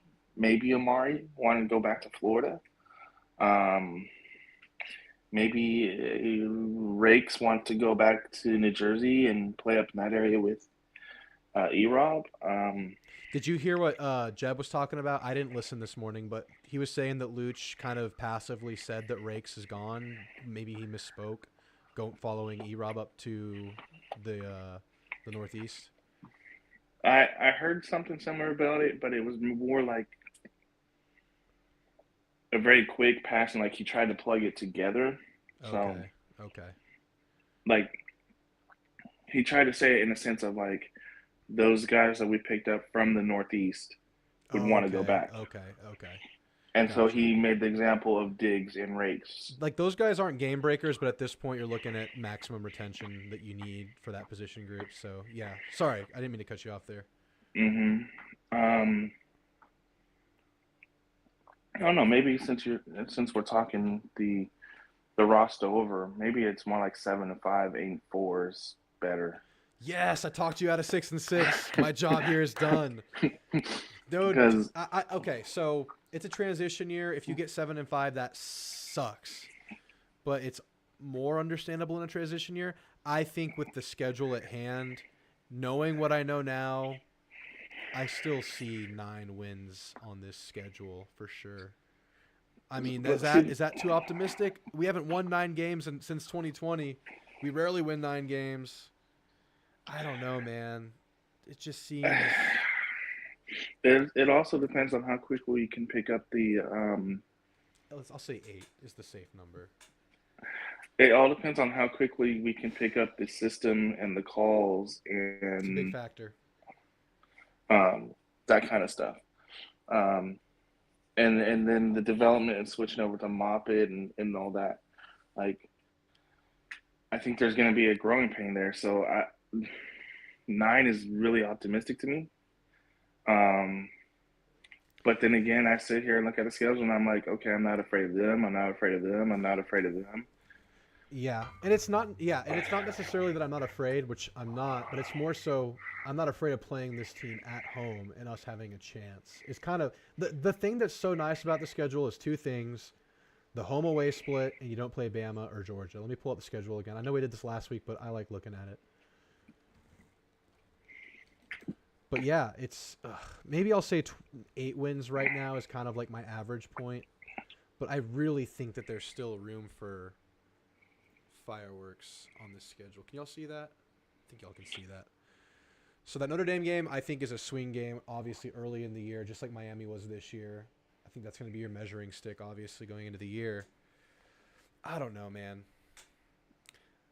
I say McNeese, Bowling Green, Arkansas, Mississippi State probably, South Carolina probably, New Mexico State are 6 wins right there. So there's 6 right there. But then the rest are kind of tougher. Like at Florida, probably tough. You can probably do it. No. So 7. Okay, so 7 wins there. That's 7 wins. I'm chalking up Arkansas. I'm chalking up South Carolina based on history more so than anything. You never know with those. I say most likely that's 7 wins. Most likely. But then Missouri at home is tough, but it's at home. And it's not like they're a talent juggernaut. They are a talent juggernaut. Have you not seen what they've been doing? I see what they did this year, but those guys aren't ready to go next year. Between what they've done in the portal and picking up the Georgia linebacker and then picking up the guys they picked up today, and then they kept their quarterback coming back. They're going to be tough, but it's at home. It's not like you're playing – I'm not a talent juggernaut like we're used to seeing on the schedule, like in Alabama or some of the LSU's. Luther Burden's coming back next year. It's a good team. Still not that. It's not that level. It's a tough game. We could lose that game, obviously. I think it very much could lose that game. I'd put it on the point of like Ole Miss this year. Sure. I wouldn't put it on the point of Bama or Georgia in most years. No, maybe a Tennessee. Sure. Tennessee, Ole Miss. And I think you don't think this team can improve enough to have beaten either of those teams if we played them next year? I would hope so, but you lose talent, so we'll have to see. They're toss-ups. Yeah. They're tough. They're tough. It's still not And an easy then- game at all. I mean, obviously, it's a very hard game. And then Auburn, oof, by the That's time we tough. play them, That's tough. because they picked up Cam Coleman, they picked up the number 7 recruiting class of the nation today. And They're good. now, Seventh rated class in the country right now. We always knew. I mean, I think you knew Hugh Freeze was going to build something there. He's a good coach. It's a good program. the key there is, are they going to be ready by then when we face them? And It's still what early, are we going to be right? like by then? You know what I mean? So, no, it's late. We No, play it's- him with seconds. Still early in his overall tenure, though. Yeah. Does he figure out the quarterback situation? Go from there. Is it going to be fixed next year? Who's their quarterback next year? I don't know. Is it going to be Thorne again? It might be Thorne. It might be someone else from the portal. It might be the 5-star they picked up this year, Yeah. or the high 4-star, low 5-star, or whatever his name is. Right. So there's no telling who it is. Walker White. Yeah. And then we face Texas then, but I'm not really. Yeah. That game is what it is. It is what it is. I think with it being at home, and I think with them losing, most of their defense this year, going to the draft and stuff like that, especially their 2 big D tackles and their linebacker. And most of their secondary, I'm not 100% worried about that game. They lose a lot. They lose a lot. Like, I know there's a lot of talent there too, so My thing with them, though, is I think whatever happens to both teams, like if we fall apart and we're 5-6 going into that game and they're like 3-8 or whatever, you never know what can happen in that rivalry game. You just never know. Oh, yeah. I think it's that kind of a game. I think it's a toss-up no matter what. I think for the past 45 years, it's been a toss-up, right? It's like 50-50 Yeah. split. So I think that's how it's going to be this year, and I don't think you can ever predict that game. So No. that one's in a vacuum. That one's outside of my calculation. I see at least 6 wins here, like baseline, like minimum. So we'll see. I hope it's not 7. I'm hoping for more in year 1, but yeah. Anyway, Same here, man. what else you Same got? here. What else you got? It's all about hope, right? That's all we have at the moment, Yeah, and that's. But the hope is based off of good movement, I would say, especially with the way Elco and them have actually been able to fight and piece together Yeah. a quality recruiting class. Let me ask you this. Are your apprehensions kind of isolated into going into next year? Are you feeling positive overall about the program? Or is it just kind of like a next year thing? You're nervous just about this one transition year? It's just the one transition year. Well, I'm always going to be nervous about it being more than one. You got to see it, yeah. I became an Aggie fan during our darkest times. Oh, wow. I became an Aggie fan during the Fran era. Yeah, that's impressive. So I've been through the darkness, and I don't want to return to darkness. I mean, we can laugh and gig all we want about 8-4, but 8-4 sure beats 5-6, hoping to beat Texas to make a bowl game. Exactly. You know what I mean? Especially when Texas has, all-pro Ricky Williams back there and Major Applewhite throwing dimes. Exactly. Like they were then. I know. But, so I'm always going to be nervous that we will end up falling back into that sense of nostalgia, because we felt like we were good enough in the mid-90s to just kind of rest on our laurels in the 2000s, where Texas and Oklahoma was like, no, we're going to get past that. And so that's where Texas and Oklahoma picked up their edge on us during that period, because we decided to sit back and go, no, the 90s were fine. We did everything in the 90s without all these big upgrades to facilities and stuff like this. We don't need to do it now. Yeah. So, yeah. And the thing is, I hopefully- think we all know A&M has kind of leveled up everything within the program since Johnny and since the SEC move. So our expectations and our hopes have kind of leveled up with it. So we're just waiting for that next step. We don't want to fall back into the dark days before we had all these new toys, if you will. That would just feel so bad. And I hope we continue to want to put out new toys instead of just falling back of, okay, well, we're now, top 3, so we don't need to do anything for the next 5 to 10 years while people are still, trying to pass us up and put us down, top 15, top 20. We got to stay where we're at in terms of our commitment to the program. Does that make sense? Yeah, it does. It does. Well, all right, man. You got any closing thoughts? Or are you ready to go for the night? In close, we finished in the top 10 in terms of quality. We finished at 92.13 per recruit. Well, it's not done yet. Those count our commits. So, okay. But I really think that we will follow up strong. I think being able to have this extra time to the February signing day period will allow Elco and co more time to build the relationships that they need to do to keep the players that we need to keep. It's a really good point. I'm not worried about Bussy as much as I am about McKinley. Same. And Evans, the third guy? Evans. Yeah. Because even Evans was kind of a flip-flop, showing heavy love to Florida. But then he put out that weird tweet about, I guess they didn't love A&M enough or something like that, or I guess they never were an Aggie when someone flipped. So it's like, it's really weird to get a vibe for him. Yeah, you made a really good point there about Elco having more time to kind of pitch his philosophies, pitch the way things are going to be, build relationships with him and the rest of the coaching staff that he's building. Because obviously when you have a guy that's been committed a long time and things drag out to the second signing period, you're usually a little bit nervous, but you're even more nervous when you have a coaching transition because players decommit all the time from that. So Evans, McKinley, Bussy, they all could have decommitted already. They could have, but they're sticking around, and yes, they're going to see what's out there, but this new staff is also making their pitch. So it could have been they were signing somewhere else today, and it sounds like with Evans and McKinley, if they would have signed today, there's a good chance it would have been somewhere else. So A&M stays in the game with those two, and I'm with you. I'm the least worried about Bussy of those three, for sure. And then my final closing thing is for DC.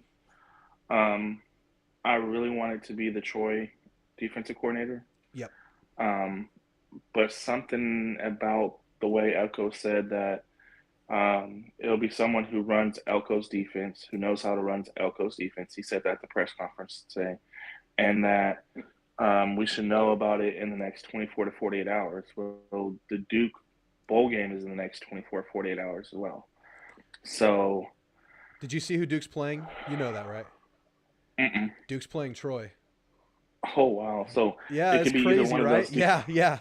It could be a battle for the job, or I don't know. I bet it's one of them, right? And like that game is more than likely featuring our future DC. I would have to guess. That's my guess. I was just gonna say that. Yep. I love it. Well, all right. The next time we talk, I think we're gonna know a lot more, Theo. I appreciate you calling in tonight, man. You have a good night. You too, sir. Have a good one. Later. That was Theo. All right, guys. Last caller of the night. Lash, you're on with Drew. Good to hear from you, my friend. How you feeling tonight, Lash? Yeah, I know. What an intelligent response, right? I think I understood where you're coming from with that response. I was so looking forward to next year, and now it's like, well, not dreading it, but I'm not looking forward to it like I was before all these 2%ers jump ship. That just right. A lot of talent in the portal. A lot of talented players. It sucks. It hurts, but that's how it goes these days when you lose a coach. Yeah, a buddy of mine told me we have more 5-stars in the portal than most teams have on their roster. That's true. You could build an all-star team of our portal players the last 2 years. Yeah. Anyway, so So that now that the Debbie Downer stuff is out of the way, well, I do have. Hopefully, this won't totally bomb because I just made it up. Uh, did you hear the one about the Aggie AD who allowed a coach who'd taken another position somewhere to continue coaching, and that coach poached half the roster? No, you're very creative to come up with such a situation. I can't believe anything like that would ever happen. Now they're going to make him system chancellor. Oh, it's kind of a crazy situation, Lash. I can't believe that we're seeing that unfold. It's so strange. It's such an obvious conflict of interests. Oh, tell me about it. They could give Washington D.C. lessons. I know, right? I know. It's and to see Fadil Diggs commit to Syracuse, I don't know what is actually linked together, but it's very suspicious. It's unfortunate. It smells like a pile of Limburger that's been left out in the heat for a day or two. I know, right? I know. Yeah. I just want to get past these next couple of months and get into like spring ball. Then I'll start feeling better. Yeah, that's kind of where I'm at myself. Because the bowl game isn't going to tell us anything because half the team's not there. Well, I want to see the guys that are playing develop, but you're right. We're not going to know about the entirety of the team. And okay, and then the next thing on my agenda, Chip Kelly. He had some really good ideas, or at least I liked them. I heard about it. I didn't listen to the whole thing yet. Give me your highlights from his spiel. Okay, well, football should be its own thing. Yes. Okay, first of all, that, just separate it from the other sports, because he said like girls volleyball and softball and basketball having to like what is UCLA doing playing volleyball in Piscataway, New Jersey? I mean, that's ridiculous. I know. Football, yeah, exactly. Football, you got 12 games. They play once a week. Basketball plays 3 or 4 times a week, and that's just one sport. Some of these other sports do the same thing, and they don't have the budget that football and basketball have. It's crazy. Yeah, it's insane. I mean, when are these kids going to go to class? Yeah. Because unlike the football and basketball players, most of those kids are there for an education. I know. Exactly. And those guys aren't getting compensated like these football players are now with the NIL deals. No. They're just getting, they're going to be doing all their learning online. And if COVID taught us anything, and as a former teacher, I can relate to this. Online is ridiculous. I mean, it's no way to learn. Absolutely. Okay, so that's, he also said that football should have an NFL type calendar, because the way it's organized, or rather disorganized at the moment, is ridiculous. I mean, you got the portal.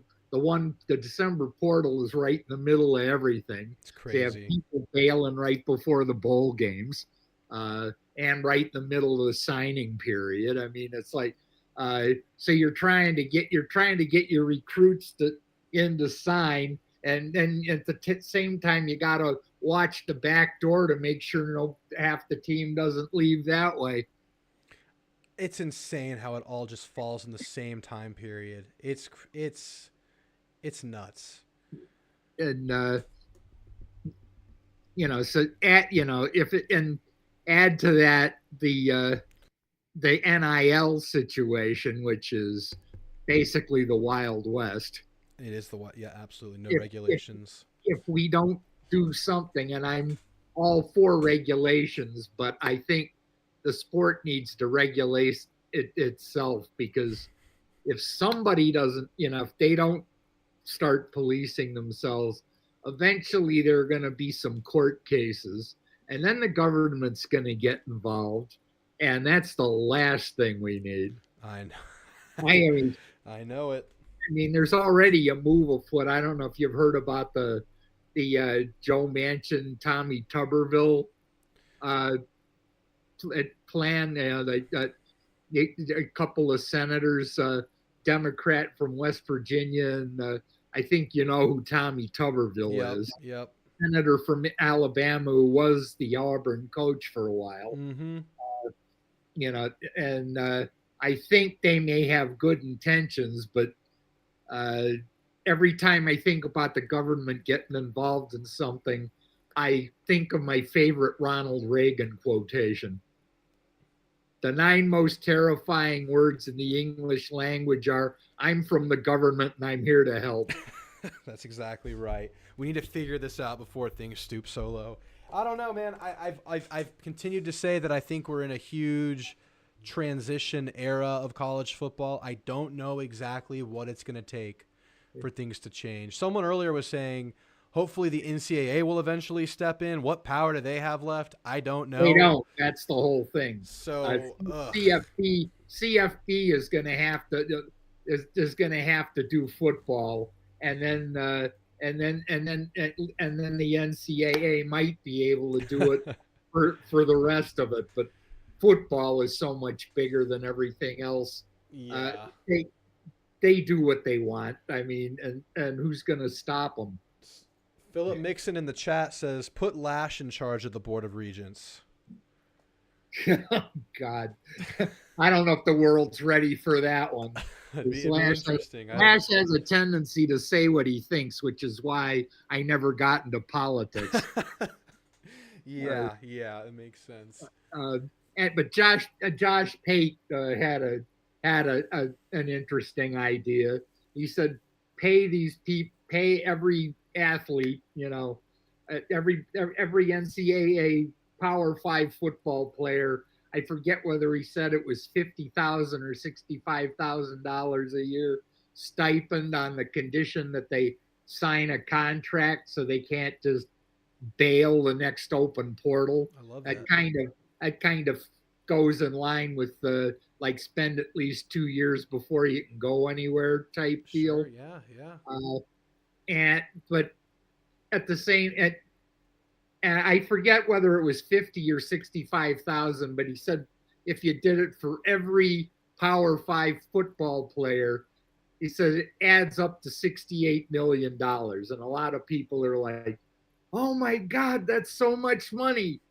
Well, let this sink in, people. A&M paid Jimbo $10 million more than that to evaporate. Right. You can spare that kind of money for the players that are actually on the field. $68 million is nothing when you compare it to that. And then you put some regulations on NIL, but you allow them to keep NIL on the stipulation that they have to stick around for a while. Exactly. And if they break their contract, then they forfeit their NIL money. That would give them something to think about. I love anything. Just throw some kind of penalty in there for just dipping out. Any kind of penalty. But then it keeps it as a meritocracy, because I'm kind of the whole communist idea. I have never liked everybody gets the same thing, because then where's the incentive? That's where it's tough for me too. And then you add incentives, and then you create. Yeah, more the NIL would be incentive to do better, and yep. And it's so you do that, and you put sanctions in place if they break their contract. Yep. Anything like that, man. I wonder where they'll go with it. I mean, I truly have no idea when or how they're going to do it. At what point? What is the trigger point that causes them to do something? Yeah, I don't know. I don't know that one either. But if everybody gets something, because you think of $50,000 isn't that much as far as because I'm not sure. I think the average per capita income in this country is like 70,000. So 50 isn't, but it's more than most teachers make. Exactly. And for a kid that's 19 or 20 years old, if they can't live on $50,000 a year, even sending half of it home to their family, I know, right? I mean, give me a break. And then the other thing, you're talking about, 19 and 20-year-old kids, the thing that jumped out at me when I heard that age, the brain research says that most people's brain doesn't reach full maturity until age 25. Specifically the frontal lobe, which is in charge of decision making. Exactly, which is, it's no accident that your insurance rates go down at 25. Exactly. Because the insurance companies have known this for decades. Sure. Absolutely. And you're giving these kids that are significantly before that threshold so much power, so much, I don't know, just money. It's crazy to me. Freedom. Like the money, even $50,000, if they're on full scholarship, they've got no overhead. So they, the responsible ones are going to send most of it home to their families. But then you've got the ones that are going to go out drinking. They're going to snort half of it up their noses. Wear it as ink. Yep. And or what was that? That I can't remember the guy's name, but the guy in Georgia that got drunk and then wrapped his car around, and actually killed people. Yeah. And the only reason that he's not in jail right now is because of who he is. Right. Yeah, man. And you know what? We're talking to 50,000 being a good amount of money. Some of these kids are making $700,000 at this age to play football. It's just crazy. It's so much freedom. It's so much power at this age. Our quarterbacks are making seven figures. Exactly. It's wild. Well, Lash, let me ask you a question out of left field. Do you care about this bowl game at all? Yeah, that's because I hate like hell to lose. That's just exactly. It's like if TU wins the whole thing, I may have to move because the town I live in, I look out my window in any direction. All I see is somebody in burnt orange. I think I'm the only Aggie in town. You'll never hear the end of it. I know. Oh, never. I mean, I may have to stay indoors and soundproof my house. I think it's going to be hard for them to beat Bama twice. But halftime of that game, if things are looking a certain way, you might need to start searching Zillow. You might need to look into moving. That's. Tell me about it. I know it, man. I know. Yeah, I want to beat Oklahoma State. I want to see some of these young players develop. I keep saying Ruben Owens is a guy I'm watching. I'm watching the offensive line. There are some things I'm looking for, but what can you gain from these lower tier bowl games at this point? The opt-outs, the playoff expanding, it's going to hurt these things, but I still want to win at the end of the day. Yep, that's exactly where I am. And which is why I have some trepidation about next year because I think we can do 8-4, but the 4 games that I'm almost positive we're going to lose are Notre Dame, Missouri, LSU, and TU. You think we're going to lose to TU? Let's see it play out. I can't go there yet. I can't let myself go there. Yeah, I know, man. 8-4 seems pretty likely. It's definitely, I think, the average of what I expect. Because Notre Dame, all 4 of those teams I mentioned have more talent than we do right now, and I think they all have higher rated recruiting classes. Although this year, yeah, and those guys aren't the contributors right away. So you said Notre Dame, Missouri, LSU, and Texas, and the killer about that is aren't all 4 of those at home? I was gonna say exactly that. I would hate to see us lose 4 times at home, and maybe that's the golden ticket to win a couple of those. We'll see. Yeah, that would be because if we win 2 of those, then we go 10-2, and then we're possibly in the playoff. Exactly. So that's like best case scenario.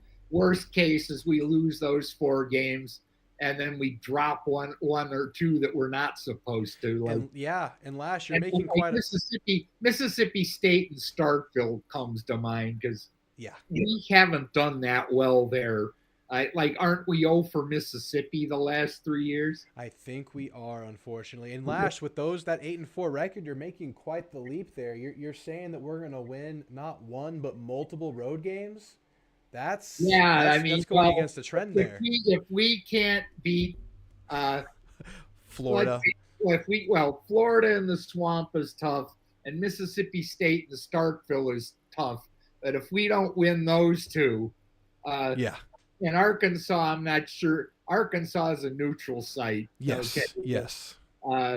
But I'm trying to remember. Oh, and Auburn is the other road. That's tough game. place. Tough place. Yeah, those are all 3 tough places. But if we can't win 2 of those 3, we're looking at 6-6 and or possibly 5-7, and then we're into total rebuild mode because everybody's going to hit the portal after that. It's just. Well, we'll see how it plays out. I want to be ahead of schedule by the end of the year at least. I mean, it's unlikely that you're going to be fighting for a championship or anything like that in year 1 of a coach in any situation. Oh, God, no. But I want to be at least ahead of schedule. I want to at least slightly exceed expectations next year, and I'd be happy with that.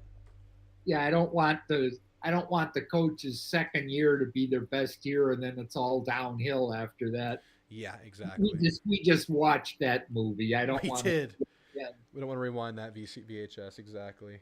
What else you got, Lash, before I let you go for the night? That was it. I made, because I knew I was going to be your last call, I actually took the time to make a list so I could hit point by point and try not to ramble all over the place like I did last time. So, because some of us, not me, I'm retired, but I know some of us have to work in the morning. So yeah, right. Some of us catch the recording in the morning. Well, Lash, I appreciate it. I appreciate you taking notes. It's always great to hear from you. I hope you call in next time, man. It was great to hear from you. Okay, thanks. Have a great night. That was Lash, and that'll conclude the show tonight, guys. I appreciate all of you guys being here. Like and subscribe if you haven't. I'll see you guys probably in the next couple of weeks or so. Follow me on X. I update there all the time. We can interact there pretty consistently daily.